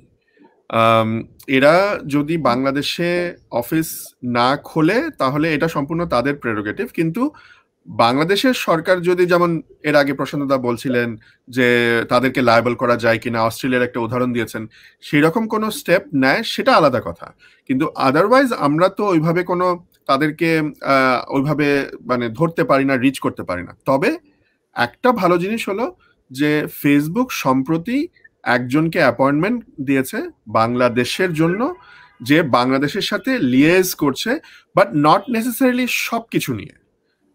এখানে কিছু কিছু জিনিস নিয়ে আর কি, ফেসবুকের কিছু কিছু এজেন্ডা আছে, সেগুলোকে প্রমোট করার জন্য তাকে দেওয়া হয়েছে। বাট অ্যাটলিস্ট শুরু হলো। আমার কথা হচ্ছে যে শুরু হলো, হয়তো আমরা তার মাধ্যমে হয়তো আমরা অ্যাক্সেস পাবো অন্যান্যদের কাছে যদি কোনো কমপ্লেন করতে হয় ফেসবুকের কাছে। বাট এটা ছাড়া আসলে আমাদের আসলে সত্যি করার কিছু নেই। আচ্ছা, তো আমি তাহলে পরে আরেকটা যে কথা আপনাদের এই বক্তব্যের মধ্যে থেকে একটা বিষয় যেটা চলে এসেছিল, সেটা হচ্ছে যে পার্সোনাল ইনফরমেশন। যে আমরা দেখি যে বিভিন্ন কোম্পানি টাকার, যখন আমরা বিভিন্ন অ্যাপ বিনামূল্যে আমরা যখন ডাউনলোড করি, তখন দেখা যায় আমরা নিজেদের অজান্তেই আমরা অনেক কিছু, ওনারা যে কন্ট্রাক্টটা বলে যে ডু ইউ অ্যাগ্রি, এবং আমরা তখন দেখা যায় অ্যাগ্রি করি। তো তখন আমরা কিন্তু চিন্তা করে দেখি না যে আসলে কতটা তথ্য আমরা তাদেরকে দিয়ে দিচ্ছি, এবং এই তথ্যগুলো নিয়ে তারা যখন এক একজন মানুষের ডিজিটাল প্রোফাইল তৈরি করছে, এবং যার ফলে তারা আমাদের যে পছন্দ অপছন্দ গুলো সেগুলো তারা জেনে যাচ্ছে। কিভাবে জেনে যাচ্ছে? কারণ ফেসবুকে সাধারণত একজন ব্যক্তি তার নিজের পছন্দ অনুযায়ী তার প্রোফাইলটাকে সাজায়, তার নিজের পছন্দ মতো লিঙ্ক গুলা সে শেয়ার করে। সো এই জিনিসগুলো দেখে তাদের একটা ধারণা তারা করে ফেলতে পারে যে এই ব্যক্তির পার্সোনাল চয়েস হচ্ছে এগুলো, এবং তখন তারা যেটা করে, এই বেসরকারি কোম্পানিগুলো যারা অ্যাপ তৈরি করে তারা দেখা যায় যে এগুলো গ্রাহক অনুযায়ী তাদের চাহিদা অনুযায়ী পণ্য অফার করতে থাকে। ধরা যাক আপনি হয়তো ইলেকট্রনিক পণ্য পছন্দ করেন, তখন ইলেকট্রনিক কোম্পানির পক্ষ থেকে আপনার কাছে সমানে অফার আসতে থাকবে। আপনি বেড়াতে ভালোবাসেন, বিভিন্ন ট্রাভেল কোম্পানি থেকে আপনার কাছে আকর্ষণীয় প্রস্তাব আসতে থাকবে। কিছুক্ষণ আগে প্রশান্ত দাও যে কথাটা বলছিলেন যে একটি বেসরকারি বিশ্ববিদ্যালয় থেকে উনি ফোন পাচ্ছিলেন, মেসেজ পাচ্ছিলেন, তো এগুলো তো অবশ্যই নিউসেন্স। তো এই যে পার্সোনাল ডাটা প্রোটেকশন, বা এই আমরা মোবাইলে যখন কাজ করি, ফেসবুকে টুইটারে যখন লিখি, তখন যেহেতু আমাদের নিজেদের মতো করে আমরা কাজ করি, তো আমাদের নিজেদের একটা চরিত্রের ছাপ সেখানে থেকে যায়, এবং আমাদের সঠিক তথ্যগুলো পেয়ে যায়। তো বেশিরভাগ দেশেই এসব ক্ষেত্রে তথ্য সুরক্ষার জন্য আইন তৈরি হয়নি। আমাদের দেশে এই তথ্য সুরক্ষার ব্যাপারে কি ব্যবস্থা নেওয়া হয়েছে আমি একটু জানতে চাইবো আমাদের রিয়াজুল করিম স্যারের কাছে, যে আপনারা কি কিছু ভাবছেন যে এই তথ্য সংরক্ষণ কিভাবে, মানে এটার এগেইনস্টে কি কিছু স্টেপ নেওয়া যায় কিনা?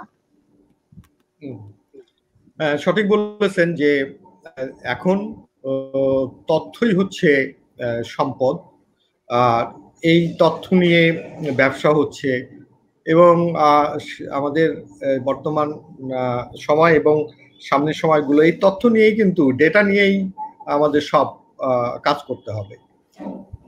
তো ডিজিটাল সিকিউরিটি অ্যাক্ট যেমন কাভার করেছে সাইবার অপরাধের বেশিরভাগ জিনিসই কাভার করে ফেলছে, সব কাভার করে ফেলেছে। এখন ইমপ্লিমেন্টেশনটা আরেকটা হলো, এখানে আপনি দেখবেন ডেটা নিয়েও আছে। আলমাজ ভাই যেটা বললেন, হ্যাঁ, ডেটা প্রোটেকশন, প্রাইভেসি, লোকালাইজেশন, এগুলো অনেকগুলো বিষয় আছে।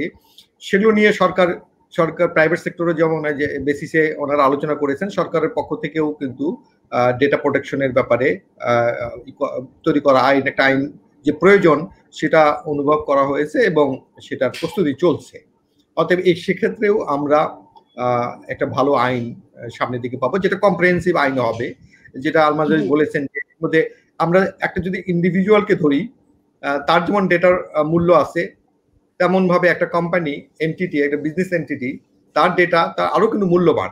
অতএব সেখানেও যেন আবার কোনো তাদের ডেটার ব্রিচ হলে, অথবা ডেটাকে কতটা ডেটা নেওয়া যাবে, তারা কিভাবে করবেন, এই জিনিসগুলো যেন সেটা থাকে, সেইভাবে চিন্তা করেই আগানো হচ্ছে। এবং পরবর্তী পর্যায়ে এক্সপার্টদের নিয়ে, তারপরে বিজনেস কমিউনিটির সাথে এটা নিয়ে অনেক আলোচনা হবে।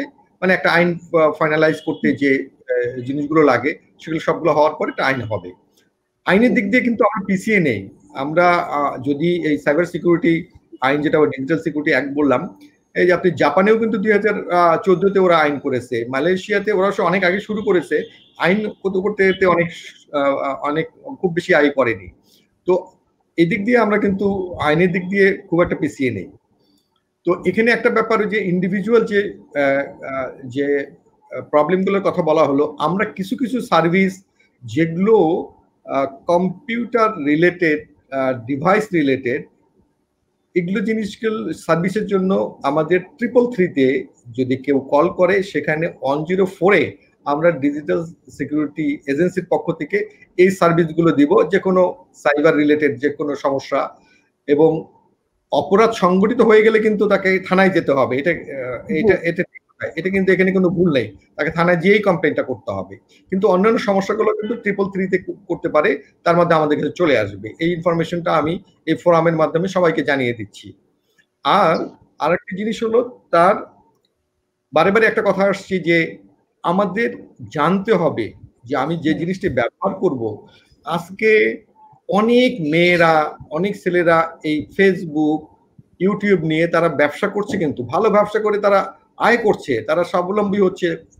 তো এখন যে জিনিসটি ধরি, আমার একটা দোকান আছে, একটা ডিপার্টমেন্টাল স্টোর আছে আমার, সেই স্টোরটা ফিজিক্যালি এর সিকিউরিটি দেওয়ার জন্য আমি সিকিউরিটি গার্ড রাখি, সিসি ক্যামেরা বসাই, কত কিছু করি।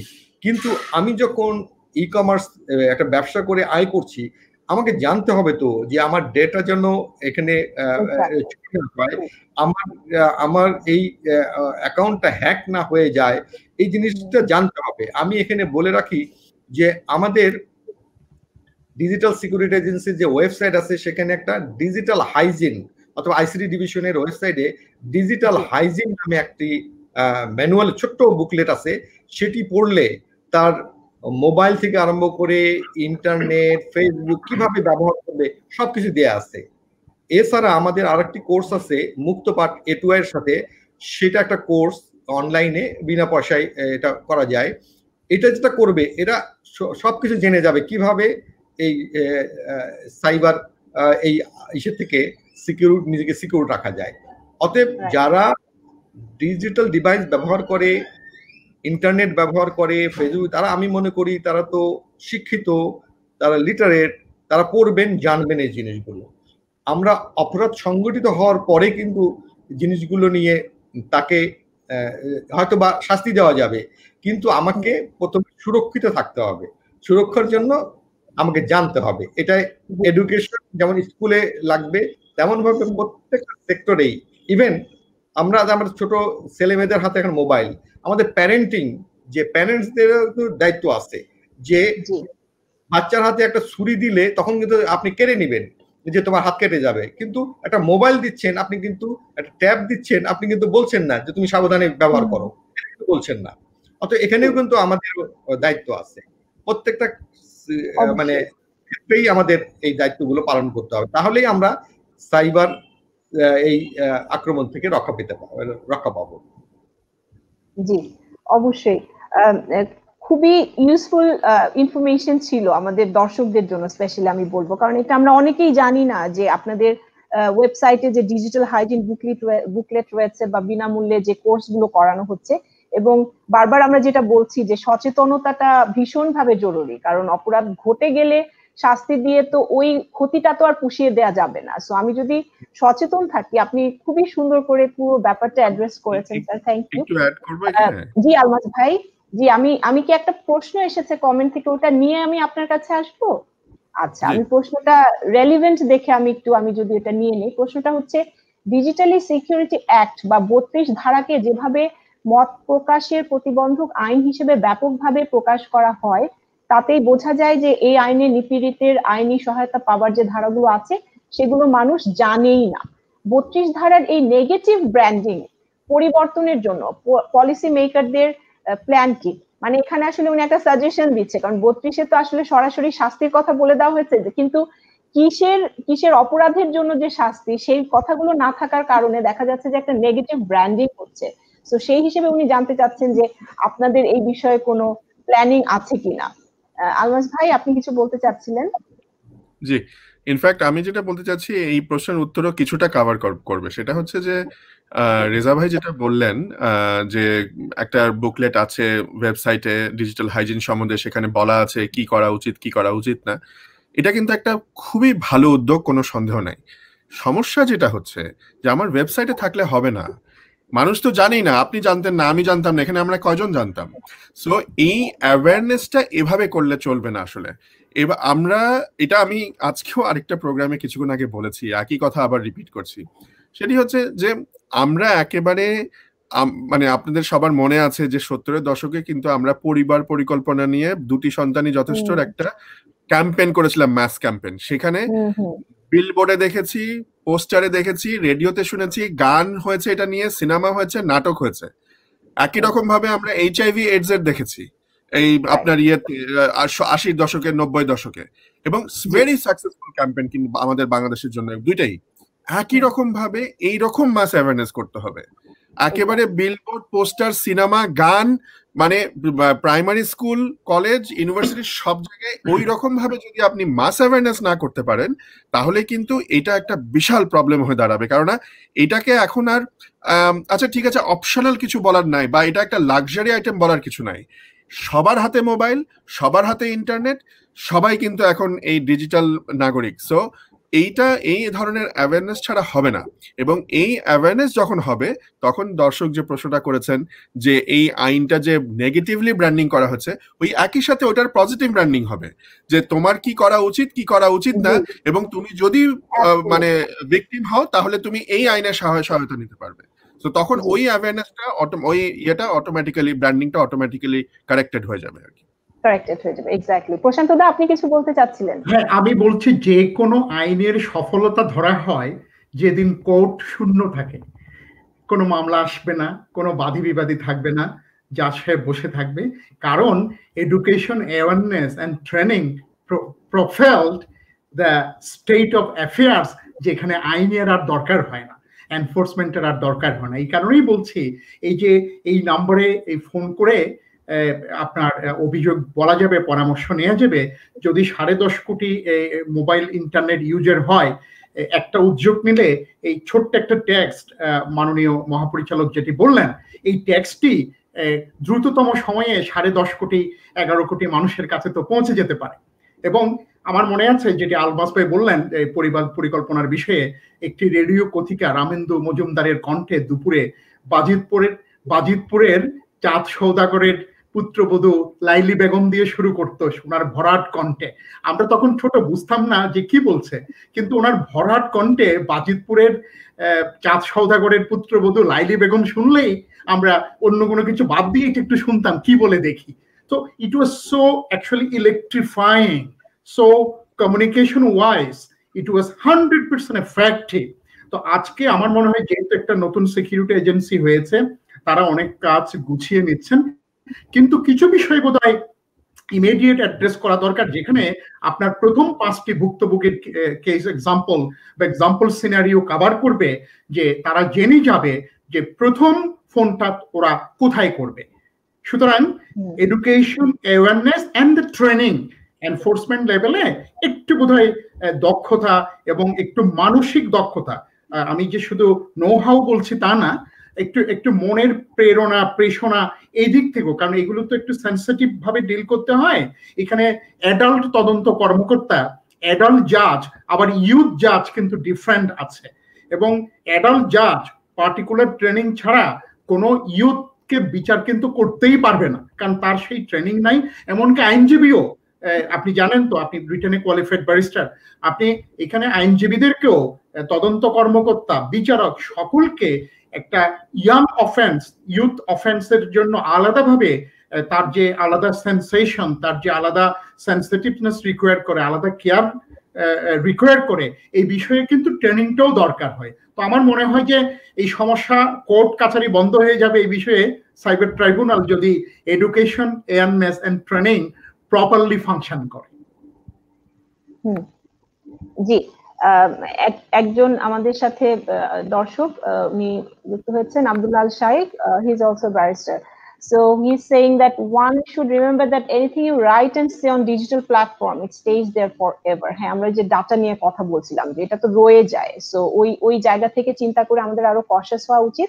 এবং আলমাস ভাই রাইটলি অ্যাড্রেসড অ্যানাদার মানে আমাদের যে লিমিটেশন, সেটা যে আমাদের আসলে প্রচারটা সেই লেভেলে করতে হবে so that we can reach to everyone. আমাদের একদম সেই পঞ্চগড়ের সেই আপনার মনে করেন যে কুড়ে ঘরে যে থাকে তার কাছেও পর্যন্ত রিচ করতে হবে এই ব্যাপারটা, যে এটা কতখানি জরুরি, যে আমাকে সচেতন থাকতে হবে। এবং আমি যখন রিয়াজুল করিম স্যার বলছিলেন যে আমি যখন ব্যবহার করছি, আমি যখন আজকে অনেকে ই কমার্সের থ্রুতে আমরা এই প্ল্যাটফর্মটা ইউজ করছি, তখন আমাকে জানতে হবে যে আমাকে কি কি সতর্কতাগুলোও নিতে হবে। এক্স্যাক্টলি। আমি আরেকটা বিষয় নিয়ে কথা বলতে চাচ্ছিলাম, সেটা হচ্ছে কন্টেন্টের বিষয়টা। আমরা এই আইনগুলো পড়ে যেটা আমরা দেখেছি যে অনেক কন্টেন্ট এই সোশ্যাল মিডিয়াতে চলে যাচ্ছে, যেটা কোনো উইদাউট ফিল্টারিং, এবং এটা যে চলে যাচ্ছে সেটার মাধ্যমে কিন্তু সমাজে অনেক রকমের ক্ষতি সাধন হয়ে যাচ্ছে, কারণ এগুলা ভাইরাল হয়ে যাচ্ছে। যেমন কিছু কিছু, আমি ওয়াজ বলবো না, কিন্তু ওয়াজ নাম নিয়ে এগুলো করা হচ্ছে, কারণ ওয়াজের যে শব্দের অর্থ সেটা এগুলো না, কিন্তু তারা নাম দিচ্ছে যে এটা একটা ওয়াজ, এবং ওয়াজের নাম নিয়ে তারা নারীর অমর্যাদা করছে, নারীকে লক্ষ্য করে ভয়াবহ অশ্লীল সব কথা বলছে। এবং এই সব ওয়াজকারী যারা, মানে আমি ওইভাবে বলছি যে তারা আসলে ওয়াজকারী না, কিন্তু নিজেদেরকে দাবি করছেন, তাদের নিজেদের বয়ানে যে মিথ্যা এবং অশ্লীল কথাগুলো বলছে, অবলীলায় সেগুলোর সঙ্গে পবিত্র ইসলাম ধর্মকে তারা যোগ করে নিচ্ছেন, বা অন্য যে কোনো ধর্মাবলম্বী যারা এই ধরনের আপনার বক্তব্য দিচ্ছেন তারা তাদের সেই ধর্মকে ব্যবহার করছেন, ব্যবহার করে এই যে একটা বিরূপ একটা প্রতিক্রিয়া সৃষ্টি হচ্ছে এবং বিভিন্ন মানুষকে তারা যে রিচ করছেন অন্যায়ভাবে ভুলভাবে, হ্যাঁ সেইটার জন্য আমরা কি এই কন্টেন্ট গুলো ফিল্টার করা, মানে এগুলো ভাইরাল হওয়ার আগে বা আপ করার ক্ষেত্রে মানে কোনো ফিল্টারের কোনো সিস্টেম কি আছে বা আমরা কি ভাবছি? আমি একটু রেজা স্যারের কাছে জানতে চাইবো যে আপনারা তো আমাদের দেশের পলিসি মেকার ওই জায়গাটায় আছেন, তো আপনারা কি ভাবছেন বা ভেবে দেখেছেন যে এই যে কন্টেন্ট গুলো চলে যাচ্ছে একবার সামাজিক যোগাযোগ মাধ্যমে, চলে যাওয়ার পর তো এটা হাজার হাজার লক্ষ লক্ষ মানুষের কাছে পৌঁছে গেল, তো পৌঁছে যাওয়ার পর ওইটা তো আর ফেরত নেওয়া যাচ্ছে না। সো আমাদের কি এমন কিছু, যে আপনি যেরকম অ্যাওয়ারনেস এর কথাটা বলছিলেন, prevention is always better then cure. So আমরা যদি প্রিভেনশন করতে চাই সেই ক্ষেত্রে এই কন্টেন্ট গুলোকে আমরা কিভাবে ফিল্টার করতে পারি, এইটার কোনো, আমি আলমাস ভাইয়ের কাছে জানতে যাবো যে কোনো সফটওয়্যার কি আবিষ্কার করা যেতে পারে কিনা, মানে আমি জানি না, আমি তো আসলে টেকনোলজিক্যাল পার্সন না। সো আপনাদের দুজনের কাছে আমার প্রশ্ন থাকবে যে আপনারা যদি ভাবা শুরু করেন ডেফিনেটলি একটা ওয়ে আউট বের হয়ে আসবে, সো আপনারা ভাবছেন কিনা এই বিষয়ে কিছু? প্রথমে রেজা স্যারের কাছে যাচ্ছি, তারপর আলমাস ভাই। ধন্যবাদ। হ্যাঁ, এটা কিন্তু খুবই প্রশ্নটা সবার মুখেই যে এই অবাধে সব কন্টেন্ট চলে যাচ্ছে। আলমাস ভাই কিন্তু একটা উত্তর দিয়ে দিয়েছেন প্রথমে। আসলে এগুলোতে কন্ট্রোল করা আমাদের এখানে থেকে, যদি বলি যে এটা তো বাইরে থেকে প্রবেশ করছে আমাদের দেশে করছে, তো এখন এখান থেকে ওই যে অন্য বাইরে ওটাকে কন্ট্রোল করা আমাদের পক্ষে টেকনোলজিক্যালি এই মুহূর্তে এভাবে সম্ভব না। তবে যেটা সরকারও চিন্তা করছে বা আমাদের করছে যে কিছু কিছু দেশ যে এগুলোকে পার্টিকুলার একটা স্টেশনে একটা জায়গায় এনে ফিল্টার করে যদি দেশের মধ্যে প্রবেশ করানো যায়, সে টেকনোলজিতে যাওয়া যায়। এখন পর্যন্ত আমাদের সেই টেকনোলজিতে আমরা সেইভাবে যেতে পারিনি, তাহলে ফিল্টার করা সম্ভব হবে। আর একটা জিনিস এখানে বলি যে আলমাস ভাইও আছেন, যে আমরা যে সাইবার জগতে যে জিনিসটি দেখি যে তার বেশিরভাগ জিনিসই কিন্তু আমরা দেখতে পাই না। একটা ডার্ক ওয়েব বা ওই ডিপ ওয়েবের কথা আছে, সেখানে কিন্তু আরো সাংঘাতিক ব্যাপার, সেগুলোরও কিন্তু একটা ব্যাপার আছে। সেগুলো নিয়েও কিভাবে প্রোটেক্ট করা যায়, এই খারাপ জিনিসগুলো কিন্তু সেই ডার্ক ওয়েবে বা ওগুলো জায়গায় কিন্তু সংগঠিত হয়ে যায়।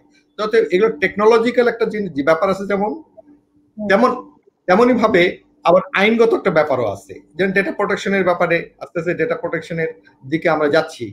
আমার মনে হয় টেকনোলজিক্যালি সম্ভব হবে যে যাতে করে আমরা পুরোপুরি না হলেও অনেকটাই এটাকে ফিল্টার করা সম্ভব হবে। আমি আশা করি অদূর ভবিষ্যতে এটা পাওয়া যায়। আমি নিজেও খুব টেকনোলজিস্ট না, আমি অ্যাডমিনিস্ট্রেটর, তো আমি মনে করি এটা সম্ভব অদূর ভবিষ্যতে। আলমাস ভাই, আলমাস ভাই যদি এই বিষয়ে কিছু বলেন, মানে আমরা আপনার দিকে তাকিয়ে আছি। জি জি, না আপনি যেটা বললেন যে ফিল্টারিং এর কথা, ফিল্টারিং এর জন্য অনেক রকমের টেকনোলজি আছে। ডিপ প্যাকেট ইন্সপেকশন বলে, আপনি নানা রকম ভাবে ফিল্টার করতে পারেন। অনেকগুলো দেশ কিন্তু এরকম ফিল্টার করে। চায়না আপনি জানেন যে অনেক অনেক কিছু ফিল্টার করে, ইরান অনেক কিছু ফিল্টার করে। সো আমি মানে টেকনোলজি এক নম্বর দুটো দিক বলি। এক নম্বর হচ্ছে যে টেকনোলজি আছে ফিল্টার করার জন্য, কিন্তু সেই টেকনোলজি গুলো আবার কিন্তু সবসময় মানে আপ টু ডেট রাখতে হবে। যেমন মানে যে টেকনোলজি দিয়ে আপনি হয়তো গত বছর ফেসবুকে ফিল্টারিং করতে পারতেন, সেটা কিন্তু এখন আর করতে পারবেন না, বিকজ ফেসবুকও কিন্তু তার টেকনোলজি মানে চেঞ্জ করে, ইউটিউব তার টেকনোলজি চেঞ্জ করে সবসময়। সো মোর সিকিউর করে, মোর এনক্রিপ্টেড করে। সো এইটা you have to keep up with that technology changes. দুই নম্বর কথা যদি আমি বলি যে আমি ব্যক্তিগতভাবে ফিল্টারিং এর ব্যাপারটা একটু আনকমফোর্টেবল, মানে ইন্ডাস্ট্রির পক্ষ থেকে আমি বলছি আর কি, বা একজন সিটিজেনের পক্ষ থেকে আমি বলছি যে কোনো ধরনের পুলিশিং বাই দ্য গভর্নমেন্ট, এই জিনিসটাতে আমি ব্যক্তিগতভাবে আনকমফোর্টেবল। বরং আমরা যদি অন্য অ্যাপ্রোচটা নেই, যে আমি এরকম একটা ওয়াচ পেলাম, আমি একজন ইউজার হিসাবে আমি সেটা গ্রহণ করব কি করব না, তো সেইটা, এবং আজকে কিন্তু যেটা রেজা ভাই কিছুক্ষণ আগে বলছিলেন যে আজকেই কিন্তু আইসিটি ডিভিশনের পক্ষ থেকে, ইনফ্যাক্ট রেজা ভাইয়ের নিজের এলআইসিটি, উনি যেটা মানে চিফ এলআইসিটি প্রকল্প, ওনাদেরই একটা উদ্যোগ আসল চিনি। সেই আসল চিনি মানে অর্থাৎ আমরা সত্যিকার জেনে শুনে আগে সোর্সটাকে দেখি যে এটা কি একটা জেনুইন কোনো একটা মানে সংবাদ বা এটা কোনো গুজব। এই সোর্সটাকে, এটা একটা মানে 5.6 পয়েন্ট মানে একটা ইয়ে আছে, চেক আছে। এটা একটা খুব, যেমন আপনি আগে সোর্স চেক করবেন, আপনি ডেট চেক করবেন, এটা কে লিখেছে সেটা চেক করবেন। যেমন যদি এটা কোনো সেন্সেশনাল কিছু হয় তাহলে আপনি অবশ্যই আরো বেশি করে সন্দেহ করবেন। সো এইগুলো করে তারপরে আপনি বিশ্বাস করবেন বা ফরওয়ার্ড করবেন, যদি আপনার সবগুলো চেক ইয়ে হয় আর কি, মানে আপনি চেকড হয় আর কি। সো এই জিনিসটা আমার মনে হয়, এই যে আসল চিনি যে অ্যাওয়ারনেস ক্যাম্পেইনটা রেজা ভাইরা শুরু করেছেন, আমার মনে হয় এইটা আরো বেশি করে করা দরকার। সো আপনি কত ফিল্টার করবেন? আজকে একটা ফিল্টার করবেন, দুইটা ফিল্টার করবেন, কত ফিল্টার করতে করতে তো আপনি দেখা যাবে যে মানে সবই ফিল্টার করে ফেলছেন। তো তখন তা অন্য সমস্যা শুরু হয়ে যাবে, এবং এটা হয়তো তখন অনেকে হয়তো অন্যভাবে ব্যবহার করতে পারে। সো তার থেকে বরং যদি আপনি ইউজারদেরকে শেখান যে কোনটা তোমার গ্রহণ করা দরকার, কোনটা গ্রহণ করা দরকার না, এই জিনিসটা যদি, এই যেমন ছোটবেলায় আমরা ছেলে মেয়েদেরকে শিখাই না যে ভালো জিনিসটা কোনটা, মন্দ জিনিসটা কোনটা, সত্যি কথা বলা আর মিথ্যা কথা বলা, সো ওই জিনিসটা ইউজারদেরকে শেখাতে হবে যে কোনটা গ্রহণ করার যোগ্য, কোনটা অযোগ্য। রাইট, একইভাবে যেটা বলছিলেন খুবই ট্রু। ডেফিনেটলি আমাদের সবাইকে শিক্ষিত হতে হবে এই বিষয়ে, কিন্তু বাংলাদেশ একটা অত্যন্ত ঘনবসতিপূর্ণ, এত জনসংখ্যা আমাদের, সো প্রত্যেকটা মানুষকে আসলে, কিন্তু আপনি ওইভাবে দেখে থাকবেন যে এখন আমাদের দেশের যে শ্রমজীবী মানুষ, তাদের হাতেও কিন্তু একটা স্মার্টফোন আছে এবং তারাও কিন্তু ইউটিউবে ঘনবসতিপূর্ণ হওয়াটা আরো ভালো। আপনি আমি একটা কথার কথা বলছি, একটা বিলবোর্ড লাগালে 10,000 মানুষ দেখবে। আপনি বিদেশে যান, একটা বিলবোর্ড লাগালে মাত্র 500 মানুষ দেখবে। আপনি এখানে একটা বিলবোর্ড লাগালে 10,000 মানুষ দেখবে, তাই না? জি, তা তো অবশ্যই, কিন্তু আমি যেটা বলছি যে আপনি যদি, আমাদের কি সেই লোকবল আছে কিনা এই মুহূর্তে to reach everybody, to train everyone, এবং তাদের সবাইকে জানানো, এই বিষয়টাও আমাদের আসলে খেয়াল রাখতে হবে। আমি সেটা বলছিলাম। আর আমাদের দেশে ওই যে আরেকটা প্রবাদও আছে যে চিলে আপনার কান নিয়ে গেল, আমরা তো চিলের পেছনেই দৌড়াই। সো আমরা কতখানি মানসিকভাবে প্রস্তুত টু চেক যে আসলে এই অথেন্টিসিটিটা, এটা আমরা কতখানি চেক করব, নাকি আমরা ওই যেটা গুজবকেই আমরা এন্টারটেইন করব, এই ইস্যুগুলাও আসলে চলে আসছে। আমি দুইটা কমেন্ট এসেছে, আমি একটু দেখে নিই। ইন্টারেস্টিং। ফজলে রাব্বি বলছেন, সারা বাংলা বিজ্ঞ আইনজীবী অনুষ্ঠান পরিচালক এবং সম্মানিত আলোচকদের ধন্যবাদ। সম্প্রসারিত টিকাদান, ইভিএম এ ভোট বা বাড়িতে কৃষিকাজ নিয়ে যেরকম ব্যাপক সরকারি প্রচারণা হয়, ডিজিটালে তার কিছুই নেই। এই অনুষ্ঠান থেকে একটা ডিক্লারেশন আসা উচিত। আমি সম্মানিত আলোচকদেরকে জানতে চাইবো, স্যার আপনি কি বলেন? আসলেও তো একটা ডিক্লারেশন আসা উচিত যে সেই লেভেলে আমাদের আসলে এই প্রচারণাটা চালানো উচিত। আপনার কি মনে হয়? কারণ আমরা সবাই এগ্রি করেছি। জি, সেটাই। উনি বলছেন যে একটা ডিক্লারেশন আসা উচিত।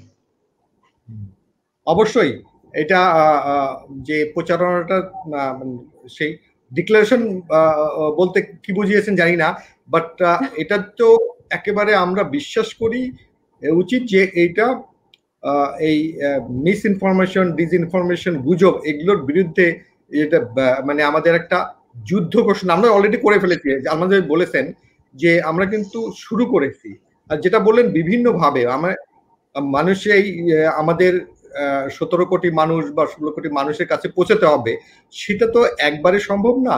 এটা যেমন আমরা এইবার একটা ক্যাম্পেইনে 50 লাখ লোকের কাছে পৌঁছে গেছি। কি বলেছি জানেন? 3টা কথা, যে কোনো একটা জিনিস খবর পেলে সক্রেটিসের 3 ফিল্টার মেথড। প্রথমে জিনিসটা বলতে হবে এটা কি ভালো না খারাপ, তারপর এটা হলো সত্য না মিথ্যা, তারপর এটা আমার জন্য প্রয়োজনীয় না অপ্রয়োজনীয়। 3টা প্রশ্ন, সিম্পল। সক্রেটিসের 3টা প্রশ্ন। এই 3টা প্রশ্নের হা বোধক যদি জবাব পাওয়া যায়, তাহলেই সত্যতা গ্রহণ করব বা শেয়ার করব। এই একটা কথা আজকের এই ফোরামে আমি সবাইকে জানিয়ে দিতে চাই, নিজেকে প্রশ্ন করবেন এই 3টি, তারপরে আপনি শেয়ার করুন, বিশ্বাস অথবা বিশ্বাস করুন, তাহলে এর 70% সমস্যার সমাধান হয়ে যাবে। জি, অসংখ্য ধন্যবাদ। আমাদের দুর্ভাগ্য হচ্ছে যে আমাদের এই প্ল্যাটফর্মটা মানে ততখানি আসলে রিচ করবে না, কিন্তু আমরা আশা করব যে সরকার লেভেল থেকে যেভাবে অন্য ব্যাপকভাবে যে প্রচারণাগুলো করা হয়েছিল, আমরা অচিরেই রেডিও, টেলিভিশন, বিলবোর্ড বা বিভিন্ন মাধ্যমগুলোতে আমরা সেই সচেতনতার ব্যাপারগুলো দেখব। আরেকটি কমেন্ট আমি একটু করতে চাচ্ছি।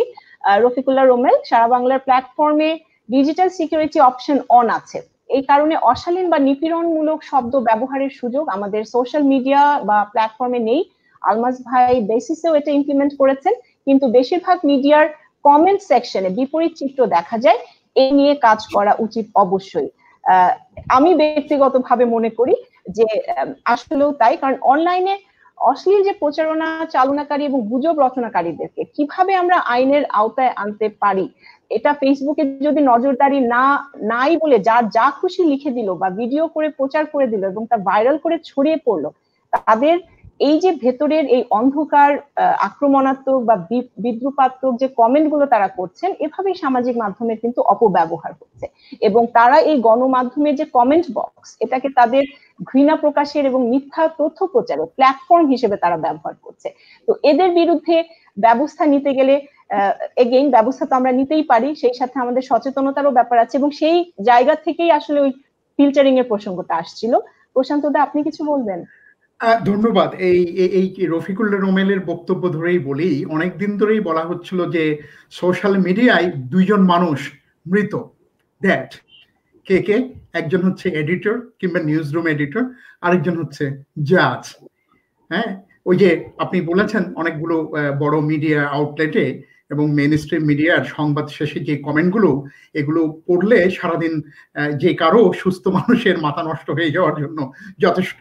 কিন্তু ওই যে বললাম যে আমাদেরকে ইনফর্মড চয়েস, আমাদের ইউজাররা, একটু আগে মহাপরিচালক মহোদয় যেটি বললেন যে ভালো মন্দ, তাকে ইনফর্মড চয়েস করতে পারার মতো সক্ষমতাটা দিতে হবে। সেটি দিতে পারবো এডুকেশন, অ্যাওয়ারনেস এবং যারা এনফোর্সার তাদের ট্রেনিং এর মাধ্যমে। আদারওয়াইজ সে ইনফর্মড চয়েসটা করবেটা কিভাবে? তো আমি এই জন্যই বলছি we have to bring back civility of our debate in our public platforms.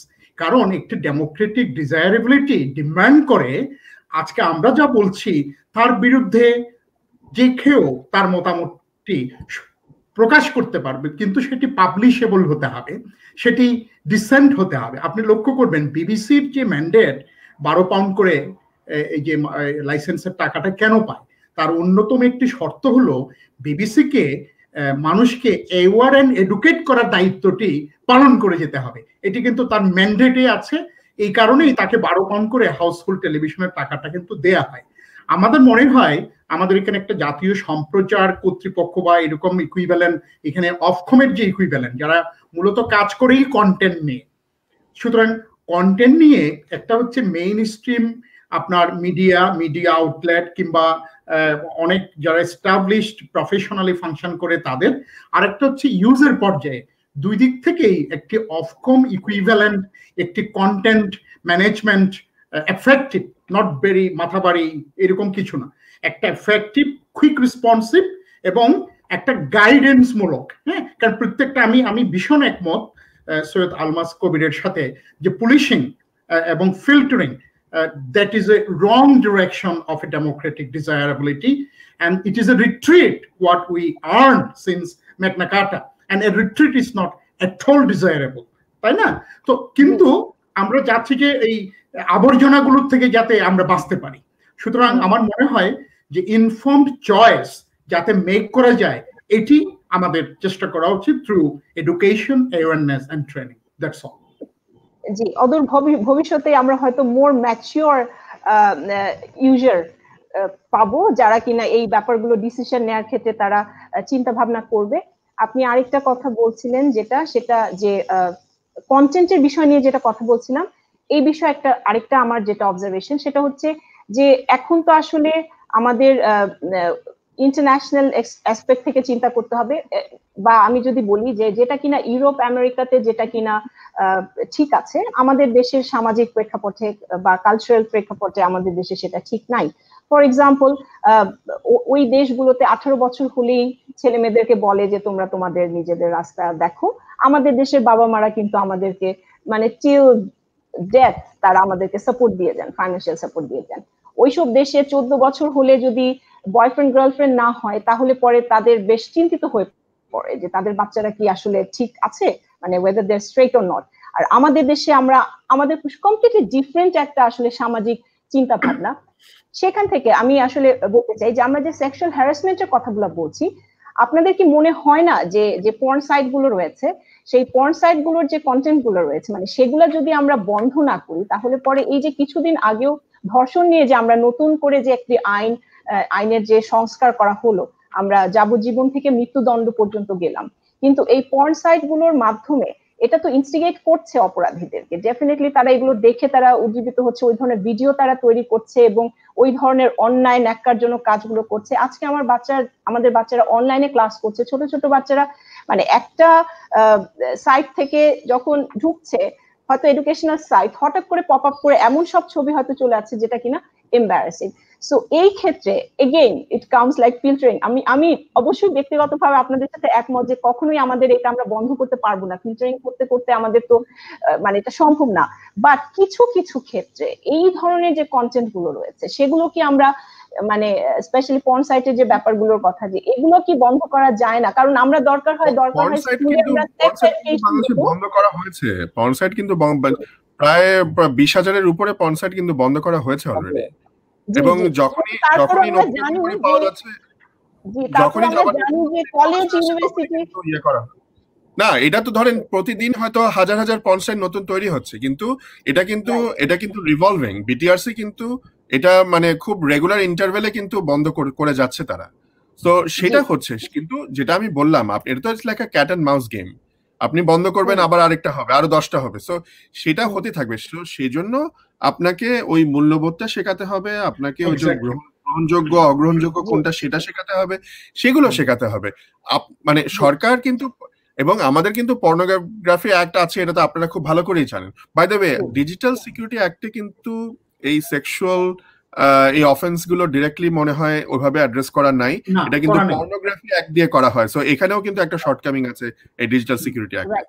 তো এটাও দেখা দরকার। বাট এনিওয়ে, আপনি যেটা বলেছেন যে এই ধরনের ফিল্টারিং অবশ্যই করা দরকার, কিন্তু অন্যান্য যেগুলো মনে করেন কেউ কমেন্ট করলো, যতক্ষণ না পর্যন্ত যদি এটা একটা কোনো মডারেটেড, যেটা সারা বাংলাতে আছে বা বেসিসের আছে বা এই ধরনের বিভিন্ন ফোরামের যে কমেন্ট সেকশন আছে, সেগুলো হচ্ছে moderated by a moderator or an admin.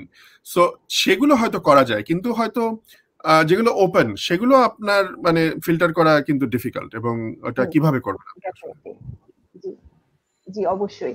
প্রশান্ত দা কিছু বলছিলেন রিগার্ডিং দ্যাট। এটি যেটি আমি আবারও আলমাস এতে আসছি, শোনেন, ন্যারেটিভ, এই যে ওয়াজের কথা আপনি যেটি বলেছেন, হ্যাঁ, filtering not is the solution. আপনি কাউন্টার ন্যারেটিভটা আপনি এস্টাবলিশ করেন, তার ক্ষেত্রে কিভাবে করব, সেটা এডুকেশনে করব, এটা অ্যাওয়ারনেস দিয়ে করব। আমি তো অনেক মধ্যপ্রাচ্যের দেশে দেখেছি যে আপনার এই পাশে বড় একটা বিরাট মসজিদ, পাশে একটি বড় একটা হিন্দু মন্দির, এবং তাদের দুই পুণ্যার্থীদের মধ্যে যে মেলবন্ধন আমি দেখেছি, এটি অনেক জায়গায় কল্পনাও করা যায় না। এবং আপনি লক্ষ্য করবেন যে তাদের একবার আমি দুবাই এয়ারপোর্টে আমার বঙ্গবন্ধুর আত্মজীবনী আমি নিয়ে যাচ্ছিলাম একটা বইমেলায় দেওয়ার জন্য, আই ওয়াজ স্টপড। তো একটু পরে আবার এসে সিনিয়র অফিসার যিনি, উনি দেখি খুব খাতির করে সরি বলে আমার ব্যাগটা আবার গুছিয়ে দিচ্ছেন, যেটি সাধারণত কাস্টমস একবার খুললে নিজেকেই করে না। তো আমি বললাম যে এটা কি, বলে যে না, আমরা ভেবেছি, ও আমার এই বঙ্গবন্ধুর ওই যে আত্মজীবনীর কাভার পেজের ছবি নিয়ে ওর উপরস্থ অফিসারকে পাঠালো। তো বলে যে আমরা ভেবেছি রেডিক্যাল মৌলবাদী কোনো বইপত্র তুমি ক্যারি করছো কিনা, এখানে অনেক বাংলাদেশি থাকে, তাহলে যে এখন কি পেলে, বলে যে না, he is the amir of your country, I salute him. বুঝতে পারছেন? তো ওই যে বললাম, তারা নিজেরাও এই যে অ্যাওয়ারনেসটা, যে অন্য জায়গা থেকে প্যাসেঞ্জার যাতে রেডিক্যাল কোনো বইও আনতে না পারে, যেটি ট্রিগার করবে তাদের সমাজে বা ওখানে যারা বিদেশি আছে তাদেরকে একটা রেডিক্যালিজমে আপনার ইনফ্লুয়েন্স করবে, ওই পর্যায়ে ওরা কিন্তু সতর্কতা অবলম্বন করছে। আমরা কিন্তু স্কুল থেকে, আপনি যেটা করলেন, হেলদি আপনার যে সেক্স এডুকেশন, সেটি স্কুল থেকেই আপনার শুরু করা যায়, তাহলে কি হবে জানেন, এই এত ফিল্টার এত যাবে না, বাচ্চারা শুরু থেকেই জানবে what is good, what ought to be good, what has to be bad, তাই না? তো একবার যদি আপনি তাকে শিক্ষিত করে দিতে পারেন, ওই যে ড্রাইভার, আমি মহাপরিচালক মহোদয়ের উদাহরণে আসি, এই ড্রাইভার যখন জানে ঠিক মতো ড্রাইভ করতে হবে, ডানে বাঁয়ে কি করতে হবে, তখন সে কি ট্যাক্সি চালাচ্ছে না লরি চালাচ্ছে? Of course lorry requires a higher threshold of licence, সেটা আমরা জানি, কিন্তু তখন প্রত্যেকটা গাড়ি তো আর চেক করতে হবে না, প্রত্যেকটা ড্রাইভারকে আলাদা করে রাস্তায় তো থামাতে হবে না, তার লাইসেন্সিং পর্যায়ে আপনি তাকে তৈরি করে ফেলতে পারবেন। I believe we can do that. জি ইনশাআল্লাহ। ওকে, আমি রেজা স্যারের কাছে, আমরা অনুষ্ঠান একদম শেষ পর্যায়ে চলে এসেছি, আজকে আমরা অনেক কিছু জানতে পেরেছি। রেজা স্যার, আপনি লাস্ট যদি কিছু বলেন আমাদের দর্শকদের উদ্দেশ্যে। হ্যাঁ অবশ্যই, আমি যেটা বলবো সেটা হলো যে আপনাদের সবাইকে একটা প্রত্যাশার কথা বলবো যে আমাদের একটি যে এজেন্সিটা হচ্ছে এটা অত্যন্ত একটি আমি বলবো ভালো এজেন্সি হিসেবে দাঁড়াবে। যে কথাগুলো বলছি এই সবগুলোই মোটামুটি সেটা অ্যাড্রেস করার মতো শক্তিশালী হবে। কিন্তু তারপরে কথা থেকে যায়, সেটা হলো যে আমাদের উদ্দেশ্য হলো আমাদের ডিজিটাল বাংলাদেশ প্লাস 2041 আমরা উন্নত দেশে যাব। কিন্তু সেই উন্নত দেশে যাওয়ার জন্য যে আমাদের মানুষগুলোকে তৈরি করতে হবে, উন্নত মানুষ, সেই উন্নত মানুষগুলো তৈরি করার জন্য শিক্ষা ব্যবস্থা আমাদের অত্যন্ত ইম্পর্টেন্ট। আমরা যত কথাই বলছি এখানে, সেই সবগুলো কিন্তু গোড়ায় চলে যেতে হবে যে আমাদের শিক্ষা ব্যবস্থা, আমাদের এই স্কুল থেকে স্কুল, কলেজ, ইউনিভার্সিটি সব জায়গায় আমাদের মূল্যবোধ প্লাস আমাদের টেকনোলজি সবগুলোই কিন্তু সেইভাবে শেখাতে হবে যাতে করে আমরা পৃথিবীর বুকে একটি মানে উন্নত দেশ হিসেবে যেতে পারি। এই জন্য সবার আগে আমাদের শিক্ষা ব্যবস্থাকে অত্যন্ত গুরুত্ব দিতে হবে। এই যে আইনের কথা বলছি, সবকিছু আছে, এটাকে এগুলো হলো কোনো অপরাধ সংগঠিত হওয়ার হলে তখন এটাকে ঠেকানো, কিন্তু শিক্ষা সচেতনতা এগুলো কিন্তু হলে এর প্রিভেনশন হয়ে যাবে সবকিছু। আমার কাছে সবার কাছে আবেদন, প্লিজ আমরা যারা অনলাইনে আসি তারা অনলাইন নিয়ে কিভাবে ব্যবহার করব এই স্পেসকে সেটা শিখবো, জানার চেষ্টা করব, তাহলেই আমরা নিরাপদ থাকতে পারবো। সবাইকে ধন্যবাদ। অসংখ্য ধন্যবাদ। আলমাস ভাই, আপনি? না, ওই একই কথা, আমি আবারও যেটা প্রথম থেকে বলে আসছি, 1 নম্বর কথা অ্যাওয়ারনেস, এটার কোনো বিকল্প নাই, সচেতনতা আমাদের তৈরি করতেই হবে। আর আরেকটি কথা হচ্ছে যে আমাদের কিছু এটা আমি একটু নতুন একটা থট একটু অবতারণা করতে চাচ্ছি, যে আমাদের যে ডিজিটাল সিকিউরিটি অ্যাক্ট বা যেটা এই বিষয়ে যে লগুলো আছে সেগুলো তো কিছু শর্টকামিংস নিয়ে আলোচনা করলামই। আরেকটা জিনিস আমাদেরকে একটু চিন্তা ভাবনা করা দরকার, সেটা হচ্ছে সামনে কিন্তু আমাদের 4th ইন্ডাস্ট্রিয়াল রেভলিউশন চলে আসছে, এবং আপনারা জানেন যে এই কোভিড এর কারণে এটা কিন্তু আরো অ্যাক্সেলারেটেড হয়েছে। সো যেটা হয়তো আগে 4-5 বছর লাগতো সেটা কিন্তু আগামী 2-3 বছরের মধ্যে শুরু হয়ে যাবে। রোবোটিক্স চলে আসবে, আইওটি চলে আসবে, নতুন নতুন টেকনোলজি গুলো ব্যবহার হওয়া শুরু করবে, এবং একেবারে অমনি প্রেজেন্ট হয়ে যাবে। আপনার বাড়ির মধ্যে দেখবেন আপনার বিভিন্ন ডিভাইস, আপনার এসি, আপনার মাইক্রোওয়েভ ওভেন, সবাই সবার সাথে কথা বলছে, সবাই কিন্তু ইন্টারনেটের সাথে যুক্ত। তখন কিন্তু সাইবার ক্রাইমের ধরনও চেঞ্জ হয়ে যাবে। তখন কিন্তু ধরেন আপনার পেসমেকার কেউ হ্যাক করলো, পেসমেকার হ্যাক করে পেসমেকার বন্ধ করে দিল, অথবা আপনার ইনসুলিন পাম্প, একটা ডায়াবেটিস তারটা হ্যাক করলো, বাট আপনার বাড়ির কোনো একটা মানে ইলেকট্রিক্যাল সিস্টেমকে হ্যাক করলো, কথার কথা, এবং হয়তো অন্য জায়গা থেকে, মানে আমি একটা উদাহরণ দিচ্ছি। সো এই জাতীয় নতুন টেকনোলজিগুলো আসছে, সেই টেকনোলজিগুলো দিয়ে যে নতুন ধরনের ক্রাইম হতে পারে সেটার চিন্তা ভাবনা করার সময় এখনই চলে এসছে, এবং এখন থেকেই নতুন ল প্রস্তুত করে আমাদেরকে রেডি থাকতে হবে। না হলে কিন্তু মানে অ্যাজ আই সেড, এটা কিন্তু আর বেশি দিন লাগবে না, 2-3 বছরের মধ্যে হয়ে যাবে। সো এইটা কিন্তু আমাদের এখন থেকেই এটা নিয়ে চিন্তা ভাবনা করে আমাদেরকে রেডি থাকতে হবে। অবশ্যই। জি, আমরা প্রায় শেষ পর্যায়ে চলে এসেছি। আজকে আমরা অনেক কিছু জানলাম, হ্যাকিং, সাইবার হ্যারাসমেন্ট, এক্সটর্শন, প্রতারণা, ভয় দেখানো, সাইবার পর্নোগ্রাফি, ব্যক্তিগত পর্যায়ে সংঘটিত অপরাধের পাশাপাশি সাইবার জগতে জঙ্গি তৎপরতা, প্রশ্নপত্র ফাঁস, এই ধরনের সব অভিযোগেই কিন্তু সাইবার ক্রাইম বিভাগে অভিযোগ জানানো সম্ভব স্থানীয় থানায়। এছাড়া আমরা আরো জানতে পেরেছি যে আমাদের এই ধরনের প্রবলেমগুলো যেন আমরা না পড়ি, সেই জন্য আমাদের অ্যাওয়ারনেসটা বাড়াতে হবে। আমাদের যে ডিজিটাল সিকিউরিটি এজেন্সি রয়েছে ওনাদের ওয়েবসাইটে কতগুলো শিক্ষামূলক কোর্স রয়েছে এবং ডিজিটাল হাইজিন বুকলেট রয়েছে, সেগুলো দরকার হলে আপনি সেগুলো সাহায্য নিতে পারেন। আর খুব শীঘ্রই আমরা আশা করছি যে এজেন্সির পক্ষ থেকে বা সরকারের পক্ষ থেকে ব্যাপকভাবে আমাদের এই অ্যাওয়ারনেসটা ছড়িয়ে দেওয়ার চেষ্টা করা হবে। আমরা আজকে আরো কথা বলেছি কন্টেন্ট ফিল্টারিং এর বিষয়ে, এই জায়গাটা এখনো আইনের আওতায় আসেনি এবং আমাদের আলোচকরা এই ক্ষেত্রে দ্বিমত পোষণ করেছেন যে এটা কোনো সমাধান নয়, বরং এগেইন আমাদের অ্যাওয়ারনেস এবং নিজেদেরকে শিক্ষিত করাটাই হচ্ছে আসলে আমাদের সবচেয়ে প্রথম আমাদের জরুরি বিষয় এবং আমাদের সেটা দেখতে হবে।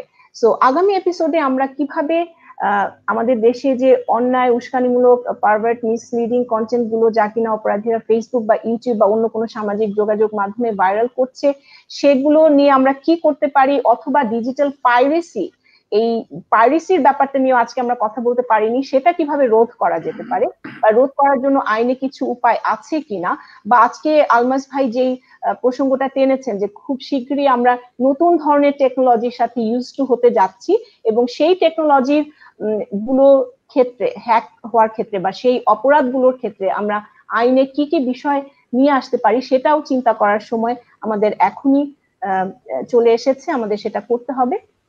সেটা নিয়ে আমরা আগামী এপিসোডে জানার চেষ্টা করব। ধন্যবাদ রেজাল করিম স্যার আপনাকে, ধন্যবাদ জানাচ্ছি আলমাসকুল ভাই আপনাকে, ধন্যবাদ প্রশান্ত ভূষণ বড়ুয়া আপনাকেও, এবং সবশেষে ধন্যবাদ জানাচ্ছি আমাদের এই আয়োজনের সাথে এই লাইভের সাথে যারা আমাদের সাথে যুক্ত ছিলেন প্রশ্ন করেছেন সবাইকে ধন্যবাদ জানাচ্ছি। দেখা হবে আগামী বৃহস্পতিবার রাত 9টায়। শুভরাত্রি।